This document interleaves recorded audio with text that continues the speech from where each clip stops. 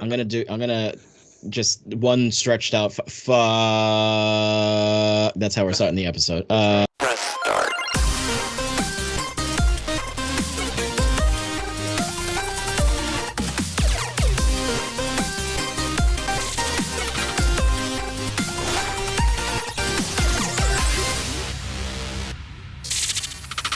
All right. Well, hello. Here we are. We're doing Hello. a thing. It's hello. It's Here we go. episode 228. If you add the two twos together, Kyle, that's half of 8. So that must mean something, right? I think so. Yeah, sure. Yeah. Right. Kinda Yeah. like It's all that. What's that? connected, man. What's that movie with Jim Carrey where everything's 23 or 23. something? Yeah, that Yeah. banger of a movie. What a dog Yeah. shit movie that is. Yeah. I mean, I didn't think it was too bad, but It's really bad, Dan. You got to go Is back it and really watch that bad? one. Yeah, it's super bad. is it because Zack Snyder No, I don't know if he had anything to do with it. No, but it stinks. It stinks Okay. in a very similar Okay. way, I suppose. That's just the first assumption. But I do like Jim Carrey in actor mode always. Like what's that other one? The somber one. Was it 500 500 Days Days of of Summer? No. Summer? No. You're thinking of I'm blanking on it. Spotless Mind. Something Yeah, Spotless Eternal Mind. Sunshine of the Spotless Right? Mind. Spotless Mind. Yeah. One of my Yeah. favorite movies of all time. I love that movie. Yeah, that's a happy movie. Yeah, Um, right. Yeah. Let's erase this all is the the movie memories of the cast. ones we loved ones. Yeah, Let's do it. 100%. Those memories don't make us who we are or anything. Which, memory loss tied to Final Fantasy VIII, which is an RPG, which is what we're talking about today. Look at you. What What a I did? pro. See what I did? Yeah, but my name's Dan. You guys know, and that's Kyle. He's very cool. He's a cool dude. Yeah, it's just the two of us this week. It is. This is a Cue fireside the chat. Will Smith song before we get demonetized. Cue it. Just the two of us. We can make it if we happen. try. There we go. There we go. We lost There it all is. our money. We already lost our money. But yeah, there's not a lot of news or stuff. So I cobbled together an RPG list because Kyle and you might have played more of it than I did. Played the demo for the Trails. Yeah, I'm like 8 hours into the game. Yeah. Oh wow. Okay. Yeah. So did you buy the game or? Yeah, I bought the game without playing the demo. Oh, Yeah. I had okay. I had no idea, what we were talking about in the chat was waiting for me when I bought this game. So I should actually know what the full title of that is, right? Legends of Heroes, Trails Through Daybreak. Daybreak. I'm sure there's 17 more titles to it because that's the longest game title. 100%. But that's RPGs for you. But yeah, I cobbled together a list of, and because there's no official list on Metacritic's site of like, here's the top whatever RPGs. There was for like strategy games, and I was like, well, that's kind of weird. Why you're gonna show? And are we doing JRPGs or just RPGs? So turn-based games specifically. Okay. I labeled it as top RPGs, but like these are turn-based games. So there's kind of your traditional, like your Final Fantasy, but then there's also some tactics games in here, which technically you are taking turns when you're in combat. So yeah, there's some stuff mixed in there, some tactic type games. Nice. So maybe some Fire Emblem, maybe. Perhaps, yeah, a lot of fire going on. This is a fireside chat. There will be some Fire Emblem. The Earth is on fire. The Earth is on fire. That is happening. The Earth is on fire. So it's a lot of literally lot of and metaphorically. Yes, exactly. So that will be the main portion of the episode because we needed something to discuss. Sure. But yeah, Tim had cobbled together some notes, and then Tim couldn't be here because I think family is visiting him, or I think that's what it was. So have fun with family, Tim. I hope you enjoy and don't go too crazy. But yeah, it's a pretty quiet week. So as far as new releases go, we have something called Lifeless Moon. Mm-hmm. Does that mean anything to you, Kyle? Lifeless Moon? I'm lifeless about this conversation right now. That's for sure. Okay. All right. Well, I'm not over the moon about it either. So, Once Human. Okay. Oh, I kind of wanted to play this, but I don't have a PC that could run it. So. Okay. Yeah. It's the one that has that like creepy bus. It looks like free to play Remnant, which I'm not thrilled about. Right. But yeah. No, it was free to play. I'm pretty sure it is. I'm pretty sure it is. Yeah. Because I was streaming yesterday and somebody rated in, and that's what they were playing on stream. So I was like, oh, let me like look it up because I was trying to remember what it was, and then I noticed on Steam that it was free. I want to check it out. If you put like creepy legs on a house and have it walk around, I'm in. You know what I mean? Yeah. Like I'm a pretty easy stand for that type of weird stuff. So absolutely. Anger. Speaking of legs and whatnot, Yeah. Anger Yeah, foot. this might be the only thing I give it like a true crap about on Right. this list. Yeah, I this looks fun, man. I played the demo like last year, Mhm. and it was fine. It felt like Hotline Miami with a foot. Yeah. No, Oh, it seems action. cool. I'd pick it up. I think it's only on PC right now, which I'd have to grab it on the Steam Deck or something like that. But I hope this comes out to other things. It's very, very colorful, very fun. Yeah. The music is very like you're at a rave Yeah, I'll and probably end up buying this one. I think this game is a. I like goofy games like this. Like, yeah. but I just bought that other game, that Mad Hack Mohawk or whatever that weird Oh, game, yeah. Mad Jack Mohawk Right. or Yeah. whatever it is, and that's a lot of fun. They're so similar because they're both roguelikes and Colorful too. just They're both yeah, very both colorful. colorful, both weird, both silly. Yeah, so Yeah. it feels like I'm kind of double dipping on that one. So Sometimes you need a little extra weird, you know? You know, a yeah, little extra weird. that's all right. Yeah. I'm And not then tired of the weird, a little tired of the roguelikes. I'll say that. yes. Well, you know what's the trifecta? I don't It's even remember. roguelikes, souls likes, or Like I don't know what the third leg was. I forget. yeah, there was something Tim, else. help us. Where are you? Yeah, fill it in. Tim, right now, I Yeah, need you to edit edit your phone voice dialogue. in, please. Yeah, Thank you. and fill in the blank, please. Like Mad Libs. And then there's the which I thought Metroidvanias. It was necessarily. Metroidvanias. Yeah. Okay. Thank you. Yes, So, Tim. No need. No need. Tim, Very never good. mind. And if you Yeah. didn't get this far and you already edited yourself in, sorry for all the extra work, man. Yeah. My They bad. were just repeating, and it's fine. I mean, who cares? Switch Sports basketball update, Kyle. We got B-ball in there now. I like Yeah. that Switch Sports keeps on updating itself. That's cool. Yes. Good for it. Yeah. I don't remember what the last update was because I feel like there was one that had just recent. Like I thought I remember one recently happening, but I mean I don't remember I what's don't know. was. Yeah, I So, don't know. I don't have friends uh, to play this game with, so oh, but cool that they're doing that. So I that's. do. Yeah, I do love. Like, I have very fond memories of Wii Sports, so Oh I yeah, got like yeah, no negative absolutely, things to say about this. 100%. And then this is not technically a new game, but it's new on Switch, and I didn't realize this was coming, and it's kind of cool. Ace Combat 7: Skies Unknown is on Switch now. Switch is getting that's crazy. Yeah. Not cloud based. Is it a cloud based game? I mean, well, I didn't do the research, Kyle, so That's maybe. okay. You know what? Hey, don't take our word for it, everybody. But this game is running on the Switch apparently. I That's mean, amazing. I like Ace yeah, Combat games. I don't play them yeah, nearly enough, but I always have fun with them. And talk about there's not a lot of competition in that space either. So no, if you want your yeah, jet fighter games, this is like where you go to get them. absolutely. With like, and there's like kind of like I don't know if it's the case for all of them because I've only played like maybe a couple of them, but like an Same. anime type storyline, like I don't know. aesthetic, I think, like with the or at least they're stuff. like Michael Bay. They're just crazy military stories. At Yeah, least yeah, of the couple that I played, I remember them being kind of like very over the top and being like, if we don't stop this missile crisis, the whole world's gonna go into World War III or sure. whatever. Yeah. Yeah, that old tale, that. Yeah, so melodrama, yeah, anime Yeah, adjacent melodrama, yeah. craziness, but yeah, I remember like really Michael Bay military like bullshit, Okay. which is fun, like Yeah, regardless yeah. of what you think of good old MB. So pro Michael Bay, not Zack Snyder. No, I am not Okay. pro Michael Bay. That's crazy. I'm pro some Michael Bay movies, Okay. like The Rock Okay. rocks.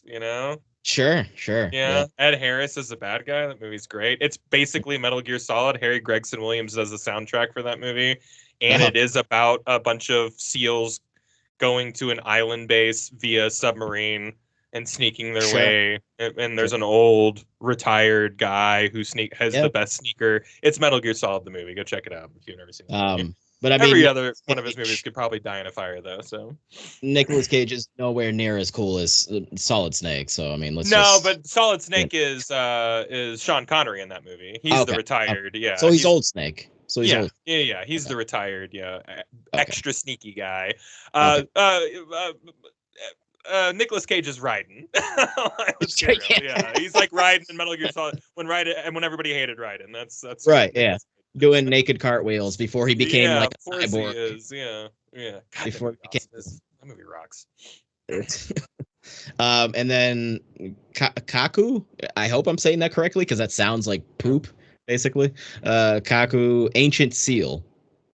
Don't even know what Okay. that is. Yep, No sounds idea. made up. You could have just made it up, and I'm just gonna play along Sounds with like it. an ancient make believe tale, is what that sounds like. Yeah, sounds like Uh, we shovelware or whatever. yeah, yeah. But yeah, so that's for all the new stuff. But we don't play new stuff here, Kyle. We don't play new I haven't stuff. played lewd stuff. I haven't played nude stuff in a long new stuff in a long time. So Yeah, no, we don't have time for that. We don't have time for yeah. that. But let's see. Yeah, and then I just kind of threw in a few headlines, so we can just like kind of plow through these.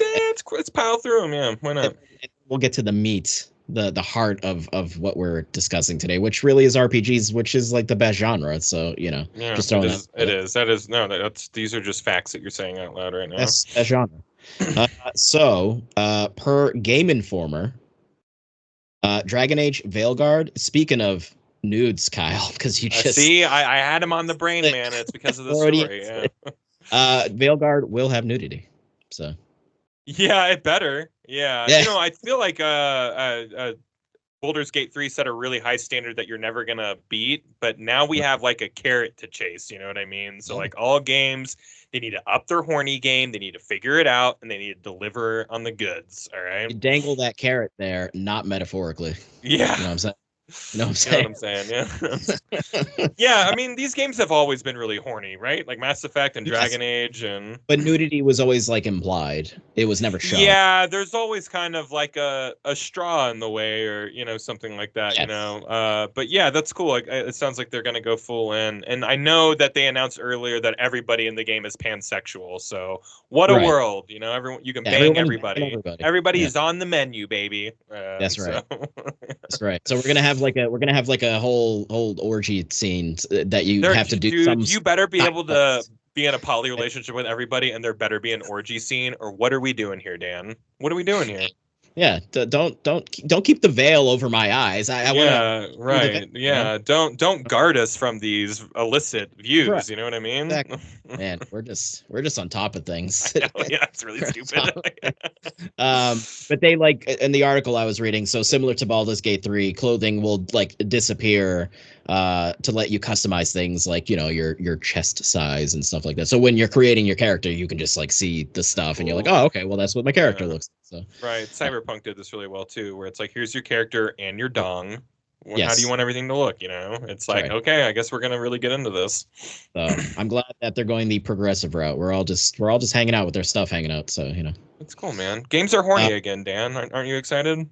I'm very excited. You know what? Thanks, I'm not Baldur's excited Gate 3 for start. Yeah, well, go ahead. I'm not excited for more closings, Kyle, because another one bit the dust. Piranha Bytes is gone. That's the cute. developer, I like what you did there. It kind of made the pill easier to swallow. The developer of Alex, Gothic, and Risen, which I mean, those all sound like AA games to me. They are, but these are like AA games with a pretty strong following, right? Like Risen's like the pirate RPG, I think, and Gothic has been around for a while, and Elix is the game that I literally don't know anybody who played it. Right. But, yeah, not a single. But like, yeah, these are these are AA darlings, That's kind of sad. Guess who won them, Kyle? Just take a guess. Take a wild guess. Did they get embraced? Well, they were unembraced. They were unembraced. Excuse me. Yeah. Jesus Christ.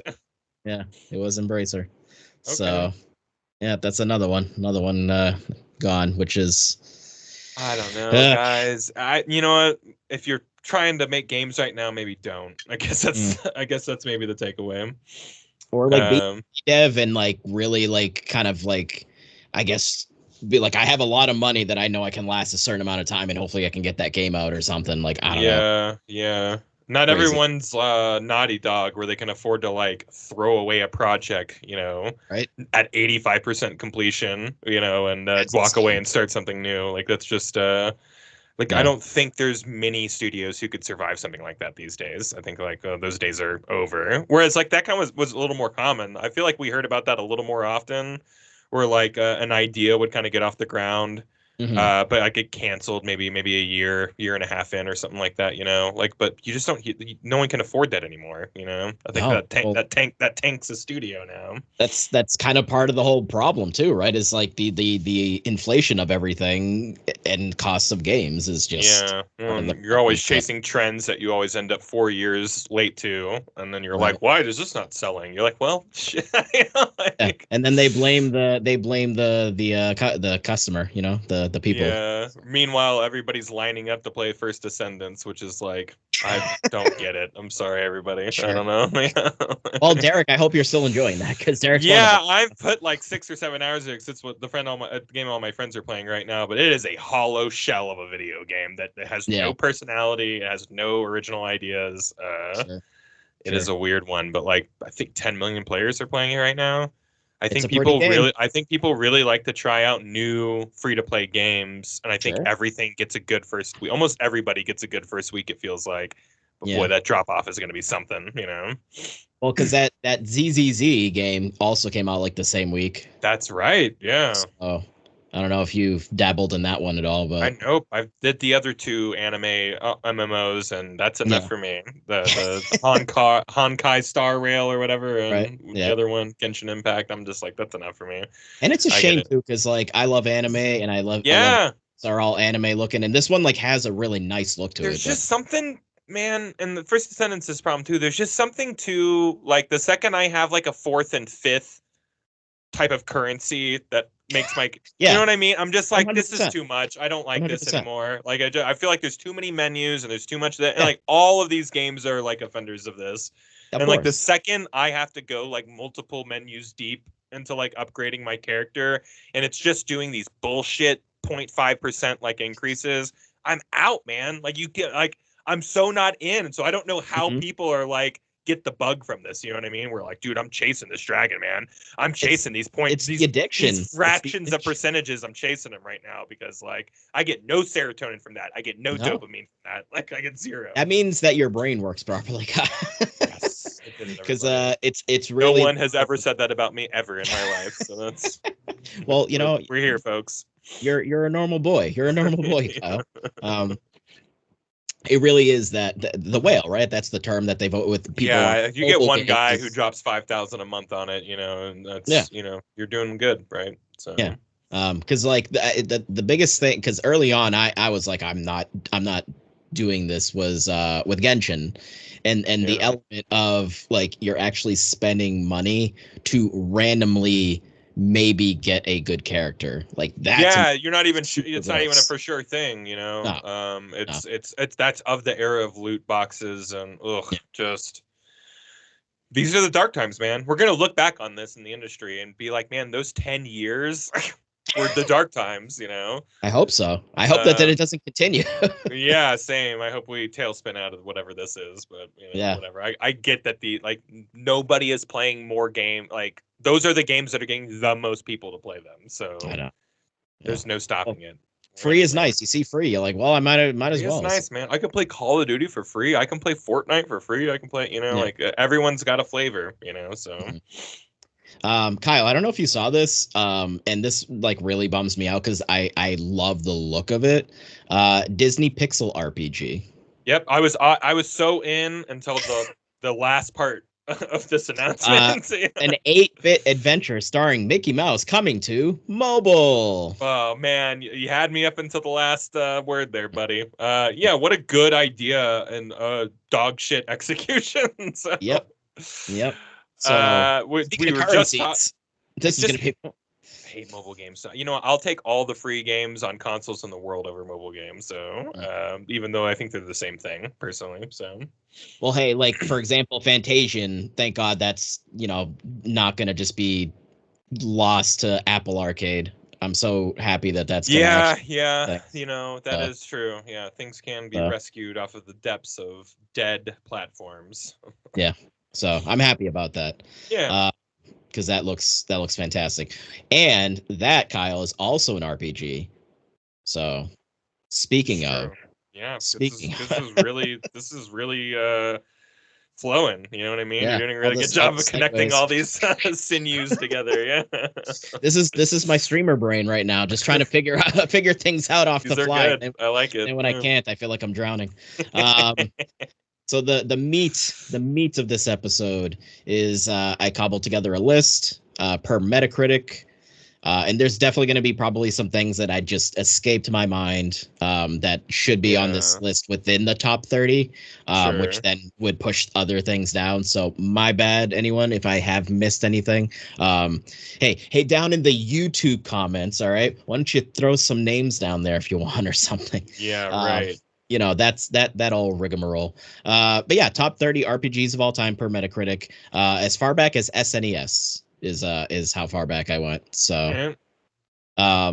do you have that? I don't know if you have it up, Kyle. I'm looking at it right now. Yeah, Okay, yeah. okay.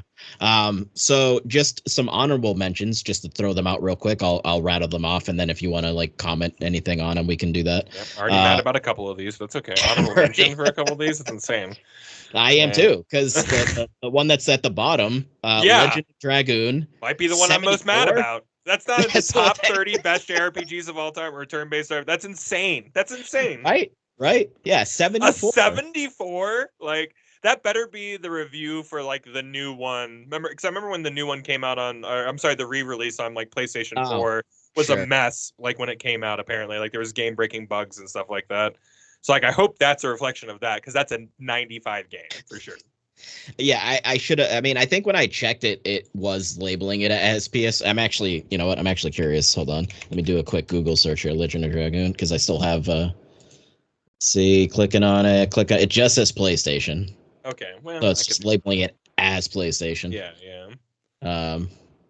Yeah. So yeah, and yeah, PS4, PS5, TBD. So yeah, this is like just base thing. So yeah, everyone's dumb. People are dumb, Kyle. You know, it's okay. We're not learning anything new here. There's no revelations. 74. It's okay. It's fine. Whatever. Suikoden 2. I'm actually surprised. This is at 82. Shocked that this is not on top 30. Yeah. Octopath Traveler 1, 83. Yeah, there's redemption for this though. So true. Very true. And then this one, and then I added the other two in right before we came on, because then they popped into my head. So Xenoblade Chronicles has the lower score between the three, which is at an 83. Yeah. Two I didn't like. You know what I mean? I'll be straight up with that. Yeah, I know I liked it while I was playing it, but I never went back to beat this one, whereas I did 1 and 3. So okay. I don't know. Yeah, maybe it's too cutesy. I don't know. I don't remember. I don't remember what my problem was. Really, like almost kind of like overwhelming into. That's kind of this whole series' MO, to be honest. Yeah, that's kind of like, it's just like, how can we just make it so if you ever just come back to this game, you'll be completely lost and incapable of like picking it back up in any real way. Sure. Yeah, it is not friendly to breaks. Okay. Fair enough. Oh man, are we gonna get mad about this one? I mean, I am. This is the other one. I'm mad. Yeah, I'm mad about a few of them. I'm mad about a few more. Yeah. Next to Super Mario RPG is at an 84. You know, yeah, it's fine. It's, you know what, in my heart, it's a 10 out of 10 in my heart. So, also Skies of Arcadia at an 84. I'm just so mad that this is not a thing that we're remaking. And so, like, this is not getting a remake. Like, it's Sega did this, right? Did Sega do this game? It's Sega. Figure it out, Sega. Stop making Sonic games and freaking. They're busy with Persona. Persona's like pumping out, you know, making that money. So, you know, making Persona games. Okay. Yeah. But I mean, dude, I don't even know. I would scream like a little girl. Even if you just were just like, we're just putting it out again. I'd be like, we're just doing it exactly. Yeah, we're just gonna put it out again just so it's available. I'd be like, okay, that's fine. Put it on Switch. You don't have to do anything. Yeah, I don't need it. To be honest, anything. Just give me the game in a more easily and make sure it's the Legends edition, because that is the superior edition, which is the GameCube version. So. Oh, so this come out on Dreamcast first, and then GameCube got the better version. Yeah, that's GameCube, good. I played the GameCube version, so that's good. Okay. Yeah, that's the better. Wow. Yeah, Dreamcast was something, huh? It was, and then it died because they used these and stuff. Everything that's good dies. Those are the rules. Very true. Everything that's good dies. Speaking of feeling like you're dead on the inside when you're playing something because the game is just insane, Xenogears is at an 84. That's actually a little surprising too. Yeah, Xenogears, I feel like in a lot of people's hearts is like, oh yeah, it's a classic, but it falling off the list isn't totally surprising, but you know, it should be on there in my opinion. Yeah, because I mean, as you know, I had played it for the first time a few months ago. Yeah, that's right, you streamed it, yeah. And that game is just absolutely bonkers. Could you pinpoint exactly when they ran out of budget? Could you? Yes. when you Yeah. get to the second disc, like literally Yep. it's just like, oh, okay, yeah, that's and to be honest though, at that point, because I had been playing the game for so long, I was like, I'm actually enjoying the breezy kind of like let's just go Let's just get of it this over with. too. Yeah. Yeah, Yeah. let's just kind of like let's just get this done. But it's just presentationally, you're like, oh wow, okay, this Yep. is Yep. jarring. This is jarring.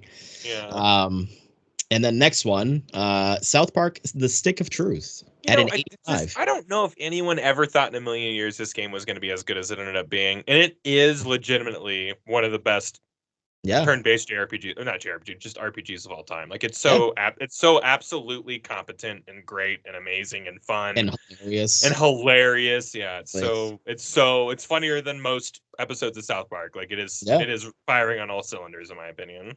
Do you like this one more or Fractured Butthole? I don't know. I don't I know. like this one a little more. I I like think I this one a like little this more. one more because it's like Lord of the Ringsy and fantasy. Right, Whereas the right, next right. one, it's like superhero-y, right? Yeah. So like I'm a little more, but I think both are both great satires and parodies of their proper Yes. genres. But Yeah. yeah, I'm more of a fantasy guy than I will be a cape Same, guy. So same. Yeah, so those are just a few that didn't make it to the. I had to do a cutoff. I started with like 20, or no, mhm. 15, I think. I had started with 15, and then I just was like, I had to keep stretching it out because there's Yeah, just good right. RPGs, too many good RPGs. It's too many. So this is the official 30 right here, Kyle. Yeah, We're gonna start at yeah. the bottom and then go to the top. That's how it works. Uh, Yeah. Starting at 30, and you know what? I'm also mad about this, Kyle, because it should be higher. Okay, Yeah. this is Yeah. bullshit. This is preposterous. 85. That's crazy. Like Octopath Traveler 2 at 85. this game is absolutely fantastic, and I Mhm. don't remember the last time, maybe outside of like Blade Chronicles 3, that I was just like, dude, RPGs are back, baby. Like this is Yeah, so good. Yeah, I 100%. loved Octopath Traveler 2. Yeah, So hard, such a and hard video game. I never and to be fair, I never finished the first one, but that's why to me it speaks Same. volumes of the quality of this one because like I did enjoy the first one, but I was like, I don't know, like I'm kind of bored here. The cast of characters are not like amazing, and I don't Yeah. feel as invested. But with like two pretty early on, I was like, these characters, most of them are Dude, yeah, I fantastic. think one of my first characters was like the mining guy who's like, Hmm. "Hey, everybody, I'm a miner," Yeah, and like I was like, "Why is he cool?" But I right, was like, "Yeah, I'm into whatever's going on here." absolutely.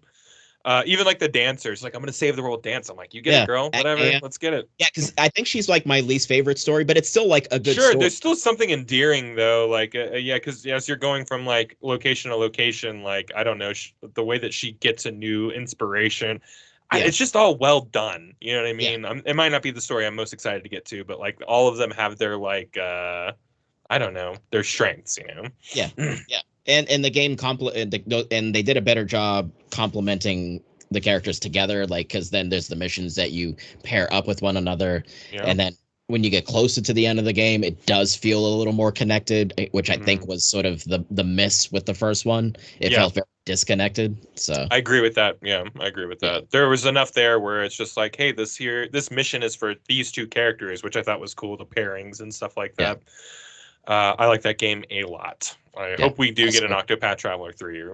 dude, yes, 100%. Well, I mean, they just re-released it, or not re-released it because it was on. What was it? No, Octopath Traveler 1 is what I'm thinking. Sorry, because that was only on Switch, and then it just came to Yep. PS5 Yep. and like PC and all that, which is really cool. So yeah, Very cool. fingers crossed. Fingers crossed. At 29, we have Nino Kuni, Wrath of the White Witch at also 85. Yeah, Speaking of you get Studio Ghibli and Miyazaki and all just a lot of really cool, cuddly, Level cozy 5, ingredients. Level 5, yeah, great studio. absolutely. An I mean, they've amazing had some studio, yeah. misses. And I Um, like this game way more than the second one. yes, I yeah. actually don't like the second game a lot. I think It's quite opposite of Octopath. It's quite yes, yeah, absolutely. Yeah, I thought this game had so much more heart. It was so yeah, sad. Oh my yeah. god. The combat That system is better because it feels more like a traditional RPG, whereas the yeah, second it's like kind of trying to be a little different, but like yeah, yeah. No, and I I like like all the Pokemon. I like gathering yeah, all the Pokemon. Yeah, yeah, and I yeah. love I love Sun like mom stories. Like, oh, Yeah. screw, Well, that felt very fuck me Ghibli, up, right? buddy. You know, like The kind of sad element there, throwing that in there, and it happens pretty early on, so you're yeah, establishing right. Oliver, kind of like what he's going to be doing and what's going on there. What's So that genre called? Isekai or whatever, where someone's Isekai, whisked off away to a magical place. but that RPG to me, because like for a long time, Kyle, we didn't have since PS1 that kind of overworld map, right? Where you Yeah, that's like a true. town or something, and then you just kind of Yeah, have this like, sort of almost like toy-esque like sort of environment, or like D&D type of environment where you're like moving a character on it or something. yeah. Didn't get that for the longest time after Yeah, PS1 era. Dragon Quest is still kind of Yeah, flying that flag. I guess not with the yeah, most recent one, but which I guess we're gonna get to that one. But another games, I yeah, do like that. I miss overworlds like that, you know. yeah. But this brought it back, and I was so happy about that. I was like, this is like hitting me right in the nostalgia and This like, game is so epic, man. I like this game a yeah, lot. yeah, This might be worth a replay for me. I might have to yeah. replay that one day. Yeah, because I had gotten obviously a while back the PS4 and like booted it up, but then I just Hmm. something obviously then came out and I was like, well, I'm gonna do this instead. So Yeah, uh, yeah. I forgot they did have a definitive edition with yep, like sharper graphics and stuff like yeah, that. yeah, We're inching closer to a replay here, Dan. right. And I mean, listen, it's the year of not playing new games. So Yeah, man. Yeah, there's a few games on here that I was just like, I'm actually about to pick this game up because I just want to replay it again. that's So, right. yeah. All right, so at 28 we have Final and shocker. There's some Final Fantasy on this list, guys. Just so you know. Oh, you should have regulated it to one. Hey, to be fair, out of 30 of them, I only put eight Final Fantasies. Yeah, Okay, that's a third of the list, Dan. I don't know much about numbers, but that's it's not my fault. Final Fantasy scores high, Kyle. All right, high no, it's quality not. stuff. It's not your fault. You're right. And I definitely didn't add other ones because there's definitely ones that would have been on this list probably. But Yeah, Final Fantasy IV also at 85. I like four a lot. Yes. Was it Cecil and the Black Knight? Is that this one, right? Yep. Yeah, I Yep. like this Starts game a as the lot. Black Knight, and then things happen. So, Yeah, and then you got yeah. Kane in there, Dragoon, which is Oh, awesome. the dragon story is great. Music in this Yep. game is great. Yep. Great overworlds. Mhm. No, I Yep. like Yep. this game a lot. Yeah. When they were remaking these games and re-releasing them on the DS, I'm telling you, that was so like there's different eras of RPGs in my life, especially JRPGs, where it's like, it's like growing up and playing a few here and there, like on Super Nintendo, and stuff like that. My world expanding with like the PS1, PS2 era of like 3D, like JRPGs. And then I had what I like to call the DS era, where I was just like, I may have put more time into that genre than any other Mhm. system ever. I think the DS Wow. is like maybe the greatest system for JRPGs in the history Mm. of the game. Yeah, and I remember when they were re-releasing these. Yeah. Four was 3 and great. 4. They have the Yeah, chibi like remakes of 3 and 4 on that's there. right. Yeah, that was the first Which I time that never we got did to the play third. 3, right? That was the first time they brought 3 over. Or Yes. yeah, Yeah. yeah, that was good. The job systems, oh, so good. Well, Um, that's the one I'm in the middle of right now, and the Pixel remasters that I'm oh, streaming cool, is nice. it's 3. So I'm getting close to the end Is of that that one one. in that thing? That's not the DS version, is it? No, so they're Okay, good. all Yeah. the Pixel You Pixel know what? I'm remaster. glad those games are on the DS, but I did not like that art style. What, the pixelated or? The DS version where they like Oh, chibify. Yeah, okay. yeah. See, I actually kind of dug it. I liked it I in didn't full. hate it, but like it belongs on the D. You know what I mean? It belongs in the Sure. DS. I feel like if I went back and played them, I'd want to see it in pixel in the way that it was originally and Yeah. everything. Well, the Pixel remasters are there, Kyle, and they look I'm gonna pick beautiful. those up. Yeah, I just never know where I want to buy it. Do I want to buy it on Nintendo? You know, Yeah. See, I like uh, it on the PS4 because trophies. So I kind of have that little extra like good. And incentive. Sony, everyone's doing better about backwards compatibility. So that's just Yeah. mostly what I worry about. Is like if I buy this, is it going to be stuck here forever, Sure. entombed on this system? But Sure. I think most people are calling for backwards compatibility Yeah. in perpetuity going forward. So Yeah. Especially with PS5, they're like, yeah, PS4, you're good. So like it would just be weird yeah, to then at PS6 right. cut it off, PS6 comes out and it's like you don't get to play any of those. Yeah. It'd be really stupid. Yeah. All right. So at 27, we have Dragon Quest 11, Echoes of an Elusive Age at 86. This game is so good. It's unbelievable. It might be the best modern day JRPG, like classic JRPG. I'm not talking Persona's like a new, you know what I mean? Like I like Right, Personas more, of but that's a course. totally new, different thing. It's like Talking stylish, right? classic formula. Yes. This has Yes. got to be the best one of all. And I Yeah. was shocked because I don't typically like a lot of Dragon Quest games. Like Okay. I like them fine. Like I love 8. Who doesn't? Yep. You just be Yep. a Yep. Yep. monster to not like 8, you know. Absolutely. There was 100%. one on the DS. I think it's 9, Yeah, it maybe. is 9. I It is actually 9. like that one quite a bit, you know. And I like a lot of the earlier ones, but like there's kind of like, you know, 7 I don't love. You know, there's a few in there that I just either never got to or just don't love as much as those kind of tentpole ones. But this game, I think is like absolutely the best one in the series. It totally blows me away. I think the story's fantastic. It gets Yeah. so dark in the second half. It's such a miserable game in the second half in like a thematic way, you know. And it's not even, I don't, because I've only beaten 8, and then I played a decent amount of 9 but didn't finish it, and then I beat 11. So I've only technically played 3 Dragon Quest games. Yeah, So, I think that's probably true. No, because I played 3. I played okay. 3. So I'm really excited to play this. Yeah, so like that, I think that's the only original one I played. Those 3. So. Okay. So I didn't anticipate at the end of 11 being like, oh wait, like there's more. Like this is not done, and it's like that's actually, you know, because they sort of frame it like it is done, but then it's like no, it's not actually, and then there's like, a whole, and that's classic Dragon Quest 2. To be fair, you know, that's like where it's like you finish the game. Now there's an epilogue that's 40 hours. It's like what? Right. That's like what?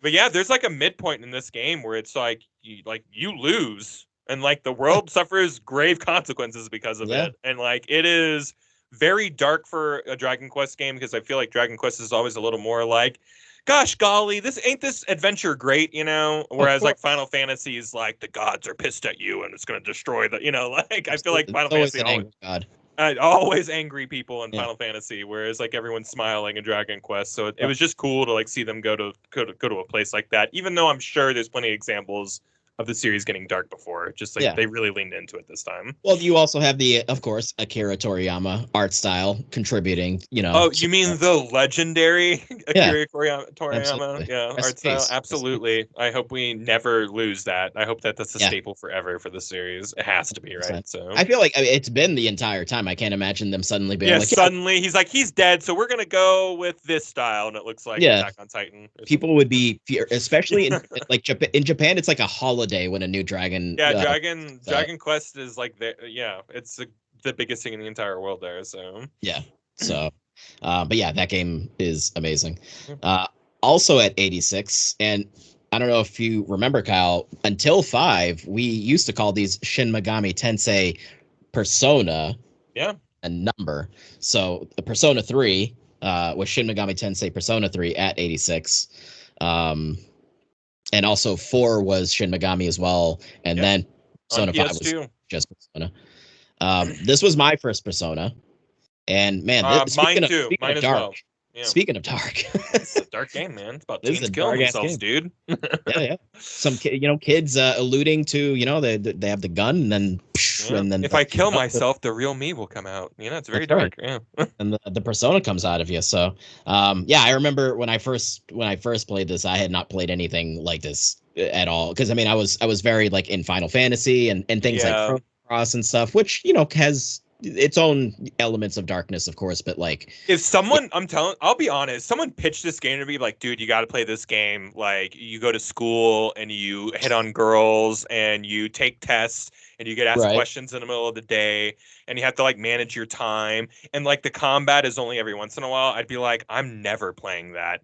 No. This game was never pitched to me. I stumbled upon it because I loved the trailer, like I was super into the aesthetic of like, oh cool, like cool anime, like high schoolers are gonna go like fight the demons and stuff, and like I fell in love with it despite it not being like cool on paper, you know what I mean? And I'm glad I didn't know much about it, because like I just remember sitting there my first day of school and just being like, what the fuck is this game?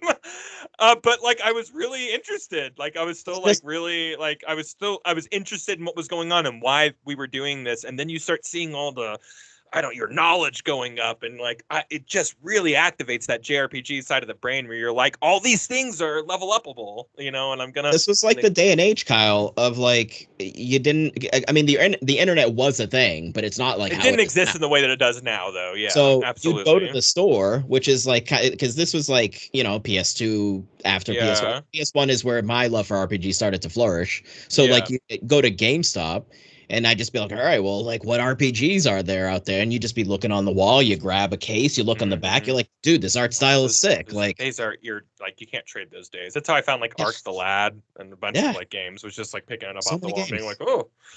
Yeah, this looks Um, hell, like and I that's what I this I game was. think I remember a bunch of my JRPG like friends being because I had played Shin Megami Tensei 3 Nocturne, so I was Okay, familiar with the branding. yeah, yeah, And I only played that because Dante was in it. They were like, okay, "Hey, Dante yeah, from I Devil May remember Cry's that. in this game." I'm like, "Oh, I'm playing that because I'm the Yeah. hugest Devil May Cry fan."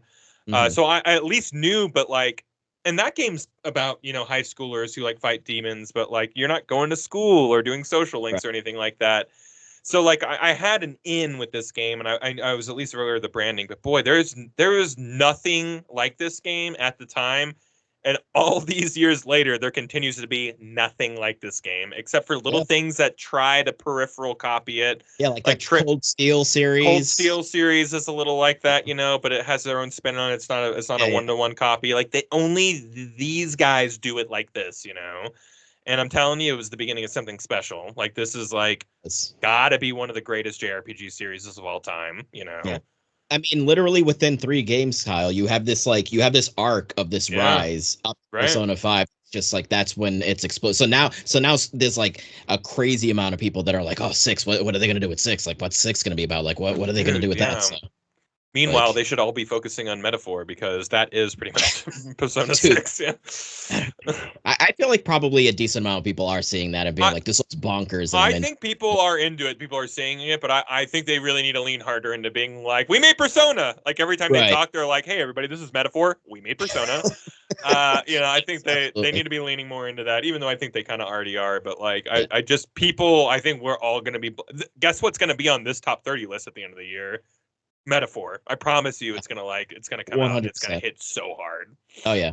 But that's all that's going to matter too, though, because it's going to be like the people are going to review it. You're definitely going to have people that love Persona, but then also like the early fans of the Shin Megamis, Right. I mean, the early stuff this is like a that. proper fantasy JRPG, so I mean, like Yeah, you're not beholden to like the cutesy. Oh, I'm yeah, crushing on this girl in my yeah. bio No, class. right. Like it's just not. It's not about that, man. You're out there. You're murdering people. Like it's gonna be That's right. awesome. Yeah, it's absolutely. So where was the three? Okay.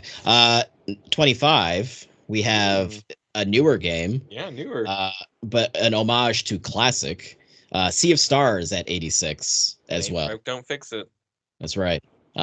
So an homage to games such as Super Mario RPG and Chrono Trigger.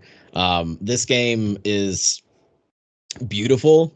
The music is beautiful. Yeah. It doesn't like reinvent the wheel by any means. Again, hence it being an homage to things that came before it. Um, but man, yeah, I remember when they first kickstarted it because there was the other game which I should have checked what the Metacritic was, which is Chained Echoes, which didn't get as much attention. But arguably I think is more impressive because it was actually just one person that made it, which is insane. I think Uh, yeah, Chain Echoes is super cool. Yeah. yeah, but yeah, Sea of Stars was just like, yeah, when that came on the scene as far as like them showing the Kickstarter, because it's the developers of the Messenger, which you see that Yeah. and like, oh, this homage to was it Ninja Gaiden or not Ninja Gaiden, Shinobi. Yeah. Shinobi, so, Yeah, and Ninja Gaiden. Yeah. and I would Ninja say a Gaiden, okay, mixture of the two. Yeah. and then they shift to this, which is again an RPG that's an Yeah. homage to these couple of things, and you're like, well, that's very interesting, and they're actually connected too. They're Yeah. loosely Somehow connected. connected. Yeah. Right. Yeah. There is a connection there. um Yet you don't get a single ninja character in your party in Sea of Stars. What a missed opportunity, well, um well, but did you because I know Jeff I played finished quite a bit it. of it. I didn't beat it though. I plan Okay, to beat it one day though. It's very charming and I like it quite a bit.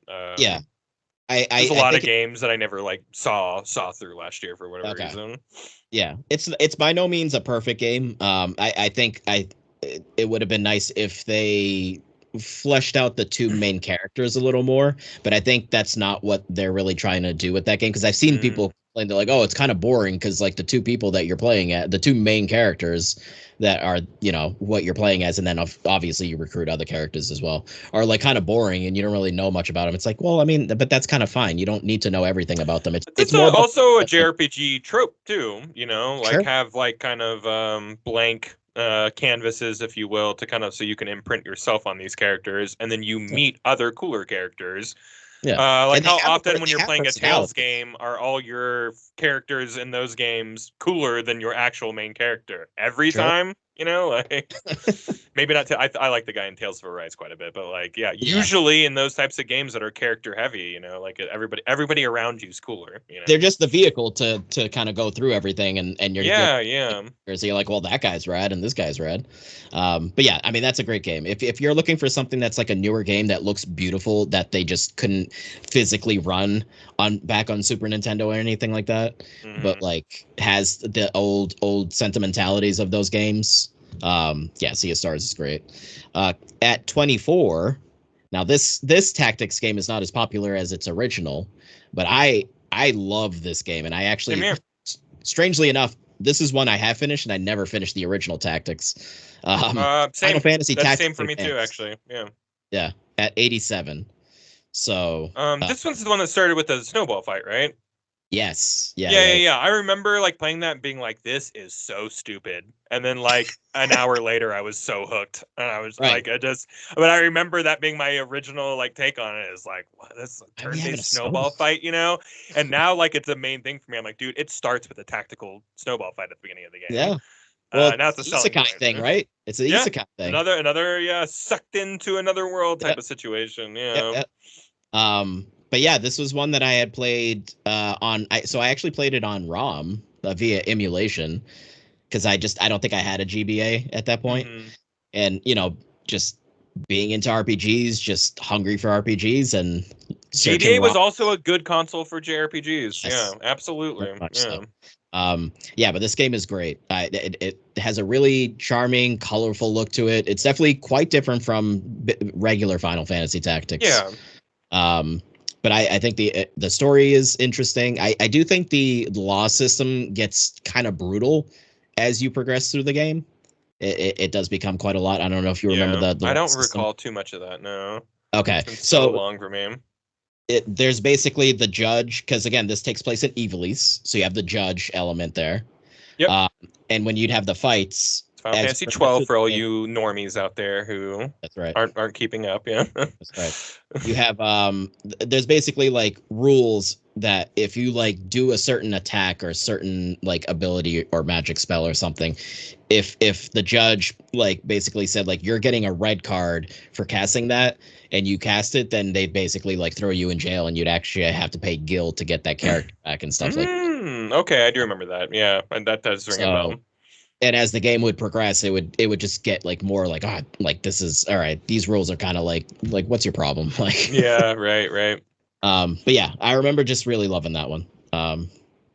So I should definitely play its origin because that's really the one that people love. So and maybe it's on the list, Kyle. Maybe. Maybe Might, we'll talk about it. Yeah, yeah, yeah. maybe we'll talk about it. Uh Staying in line with tactics, we have at 23 Tactics Ogre. Let Us Cling Together, also at 87. Which one is Let Us Cling Together? I have no idea.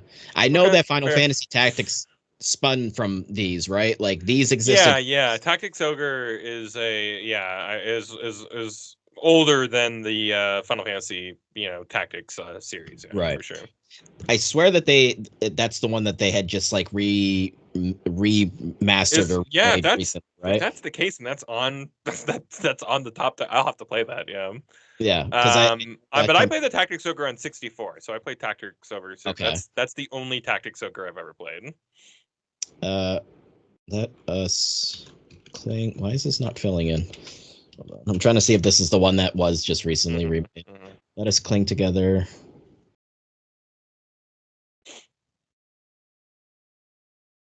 ...2010 video game? No, that's not right. Although that cut It was. might be right. Okay. I don't know. Well, that remake. Oh no, Reborn is the new one. Okay. Reborn is the new one. You're right. Yep. Or like remake, I think. Hence Reborn. Um, yeah. Tactics Ogre Reborn. Okay, yeah. So this is the remake of or remaster, whatever term you want to throw out there, of the 2010 one. Oh, so it's the same game then. Okay. Yeah, I mean, maybe they added stuff.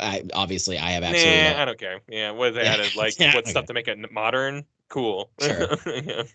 Um, Upsets but the yeah, purists sometimes, but for anyone interested in that, if you're like, oh, a tactics game, I've never played Tactics Ogre, like, so that's available. You can get that on modern systems. The remake of it. So, yeah, PS5, PS4, and Switch. Man, Xbox kind of gets shafted with this stuff, huh? Yeah, where's Blue Dragon on this list, Dan? What's going on? Oh shoot, wait, did I not? It's not that good. It's not as good as these other games, I'll say. Yeah. I mean, I think I like that game a lot, but like it's not like top 30. You know what though? You just mentioned that, but like, hold on, what's that actually escaped my brain? I don't have that on there. Hold on. Well, let me do a quick scan because there's somebody, one of my favorite streamers has been going through it, and it actually looks pretty phenomenal. Have you never played Blue Dragon? Well, no, because I remember I never had a 360. Oh, you never had an Xbox? Yeah, that's right. The Series S. So, but I have Blue Dragon now digital. I got Lost Odyssey. Lost Odyssey, yeah. Is that the one about the immortal people? Which one's that one? Yep. Yeah, that game is so good, Lost Odyssey. It's so incredible. Never played it, Kyle. Never played it. So incredible. Yeah, that's like yeah, the Xbox really nailed it with that game. It's a shame that no one gave a shit, but I know. Hey, this is why I'm excited for Fantasian, but I'm like in the back of my mind, I'm like fingers crossed. Like, hey, if Fantasian does well, maybe like Square also somehow works with Xbox to like do a remaster of Lost Odyssey or something, because it's Mistwalker. It's Mistwalker. So. Oh, okay. Nice. Yeah, it's the same studio. I did not put that together. Yeah, that's awesome. Yeah, so Sakaguchi Studio Mistwalker did Blue Dragon first, and then they did Lost Odyssey. Mm-hmm. And then they did The Last Story, which was on the Wii. I remember Last Story. Yeah. And then they did some mobile thing, and then they did Fantasian. So. Okay. Yeah. God. Yeah. Last Story. What a callback. Yeah. So Blue Dragon's at 79 Metacritic. Okay. So yeah, it would not have been in the 30, but no, it's fun. It's a very charming game, but yeah. Yeah. Wait, but do I not have? God damn it, Kyle! I might not have Lost Odyssey on here either.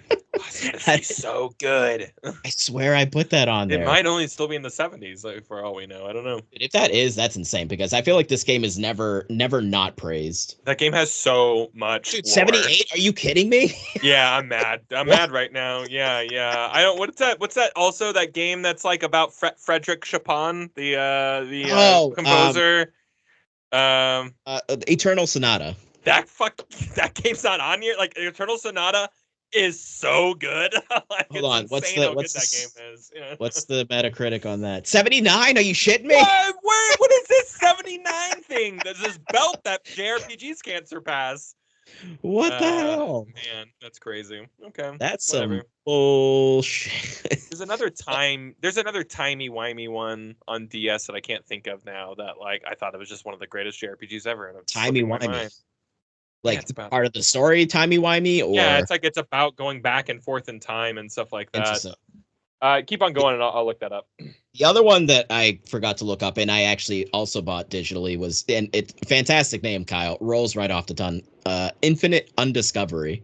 Oh, yeah, I recall that one. Yeah. I've heard that it actually is surprisingly pretty interesting. Like, there's some interesting elements in there it probably didn't review well either. Discovery. See, we're doing some live research here. It's doing it live. Doing it live. Fuck it. Okay, so this one is definitely lower. It's at 68 Metacritic. Okay. But I've heard that has like a cult following. Like, there actually are people out there that like the combat system actually does some interesting stuff. And yeah, there are some interesting elements in there, but apparently that didn't review so hotly. So that's fine. That's fine. The game I was talking about with timey-wimey stuff on the DS was called Radiant Historia. Oh, yes, okay. It is one of the greatest JRPGs ever made. That's the one that I always think. Look that one up. I bet it's a 79. Radiant. That's the one that I always, like, whenever I see it, I'm like, is this connected to Radiata Stories? But it's just, I think the name is just very similar. Just too similar, yeah. Yeah. But it's definitely, yeah, this is the one I've heard really good things about this. It's absolutely outstanding, yeah. All right, Kyle, are you... Okay, it's not too bad. It's at 85. Okay, yeah, all right. Yeah, that's pretty solid. It would have been in the running to be on this list, yeah, with how high it was, yeah. Yeah, so you know what? We'll inject it in there. What are we at right now? We're at 22. Yeah, so we missed it a few ago, like, you know. So Radiant Historia. Do you want to like speak to it a little bit then? Or? It's just a cool game on the DS that was all about like going through time, and there was a lot of ways to like go back and make a decision, but it's the wrong decision, and it would lead to like a dead end, to like someone dying, and you could like go back to the part of the story to like try and make a different decision. It was very, very, very cool. I didn't know that there was like a whole like time like traveling sort of element. Yeah, and like you want to see like all the ways that like things can go wrong too. So like not only do you take like your power with you, you know, so it's like you don't go back to the story and like it reduces your level. You're constantly building your level and everything like that. Very, very cool game. I love this game so much. I wish they would re-release it. I don't think it's beholden enough to the DS where it's like it's a second screen experience. You got to have that second screen. I think you can easily not have that. So yeah, because this was on. Yeah, who published this? I don't know. Yeah, I'm not sure. Historia, because it was on the 3DS. It was Atlas. Atlas made this. Oh yeah, that makes sense. Yeah. Okay. Atlas is great. Atlas, you gotta do it. You gotta do the thing. Atlas, you're still around. Figure it out. Yep. No excuses. Get your shit together. All right. Let's see. So we're at 22. Secret of Mana at 87. Yeah. This is one of those classic Super Nintendo RPGs, but it's more action oriented. It is not turn based. And they remade it too, so you can play it. That's right. And a much sparklier looking version of it. Yeah. That's right. A little more. I want to play that version of it, to be honest. Like I really have always wanted to pick that one. Yeah. This is another one of those games that when I was searching for RPGs to play, also played it on emulation. I never beat it. But I remember thinking, oh, this is really cool. I'm not like taking turns here. I'm actually like running around and hacking at things and slashing and so on and so forth. But it was very unique, in my opinion, at that time. It was definitely quite different. And you could recruit, I think there's a couple more characters. So you have a party of 3. And you can also, you're casting magic, you're finding different weapons. So it's not just the sword, you're using all these different weapons and like upgrading them and stuff like that. But there's still like an overworld though, which is cool. Yeah. So, that one's, I don't remember a ton about it, but that's like a really important one. And they're making a sequel, they're making a new entry in the series finally. Yeah. Because I'm not entirely super familiar with the whole series, because there's also Legend of Mana. Yeah. There was apparently there was a DS one, a Children of Mana, which I completely forgot about. Forgot about that. Yeah, you're right. Trials of Mana is the other one. Mm-hmm. So there's a few of them. Yeah, Visions looks beautiful. Like holy crap. Yeah. Next one, which I'm technically in the middle of, and I kind of forgot, Kyle, and I need to get back to it because I only got like 5 hours into it. Paper Mario: The Thousand-Year Door, also at 87. I still have yet to play this game, but I really like the first game a lot. So yeah. So I mean, I've expressed because this is the first time I've ever played a Paper Mario. Period.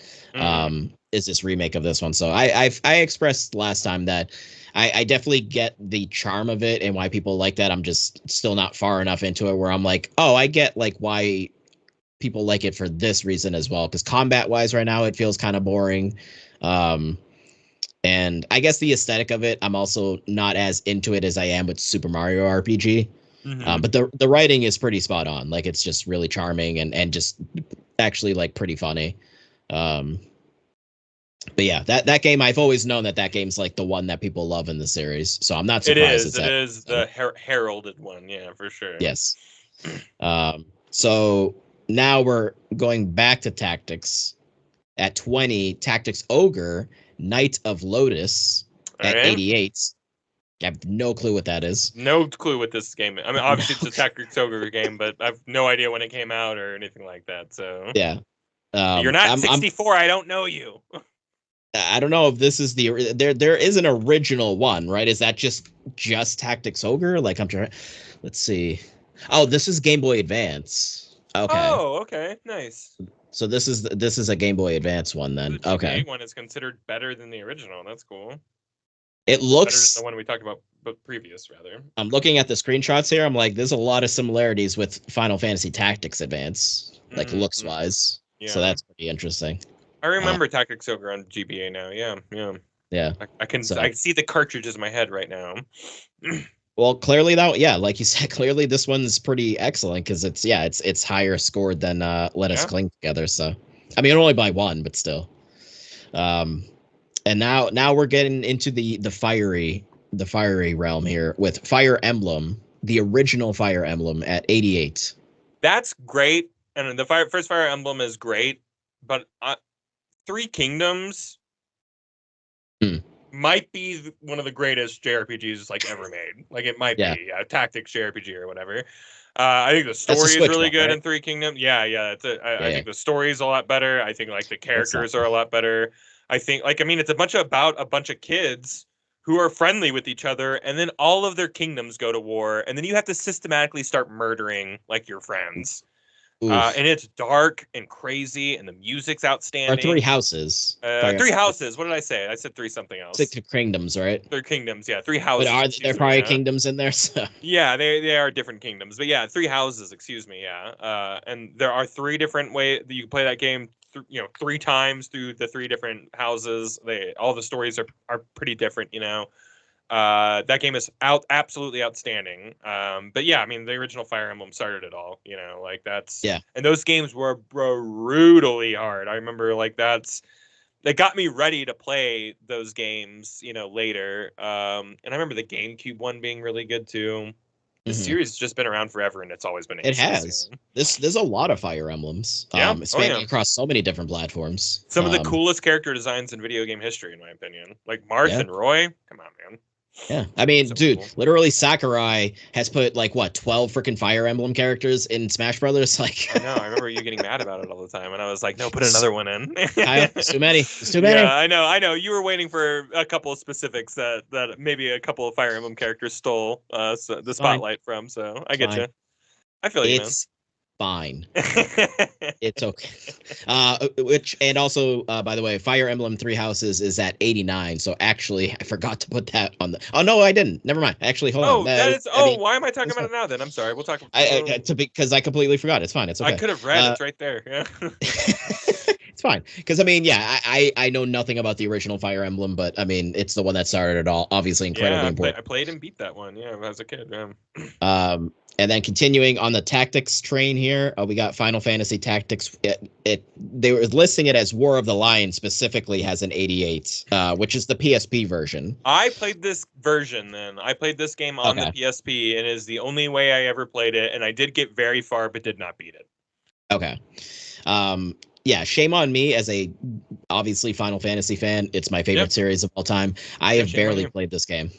I've barely played this game. Yeah, I get to shame you now. Yeah, that's great. So I am now the Final Fantasy guy of the podcast. That's right. I'm a real piece of shit. What can I say? I'm a real piece of shit. Good game, man. I mean, I another one that I wish they would figure out. Like, come on, man, bring that game out in a way where we can play it.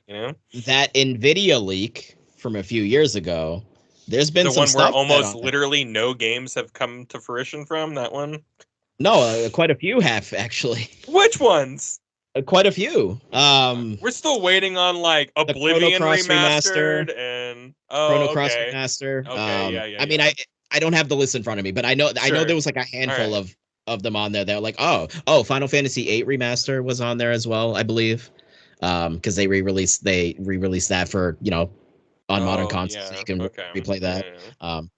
There was quite a few things, and I think that's why. So Final Fantasy IX remake was on that list, Yeah. and Tactics as well. So that's why people are like, where are these remakes? Where are these remakes? Yeah. So, Yeah.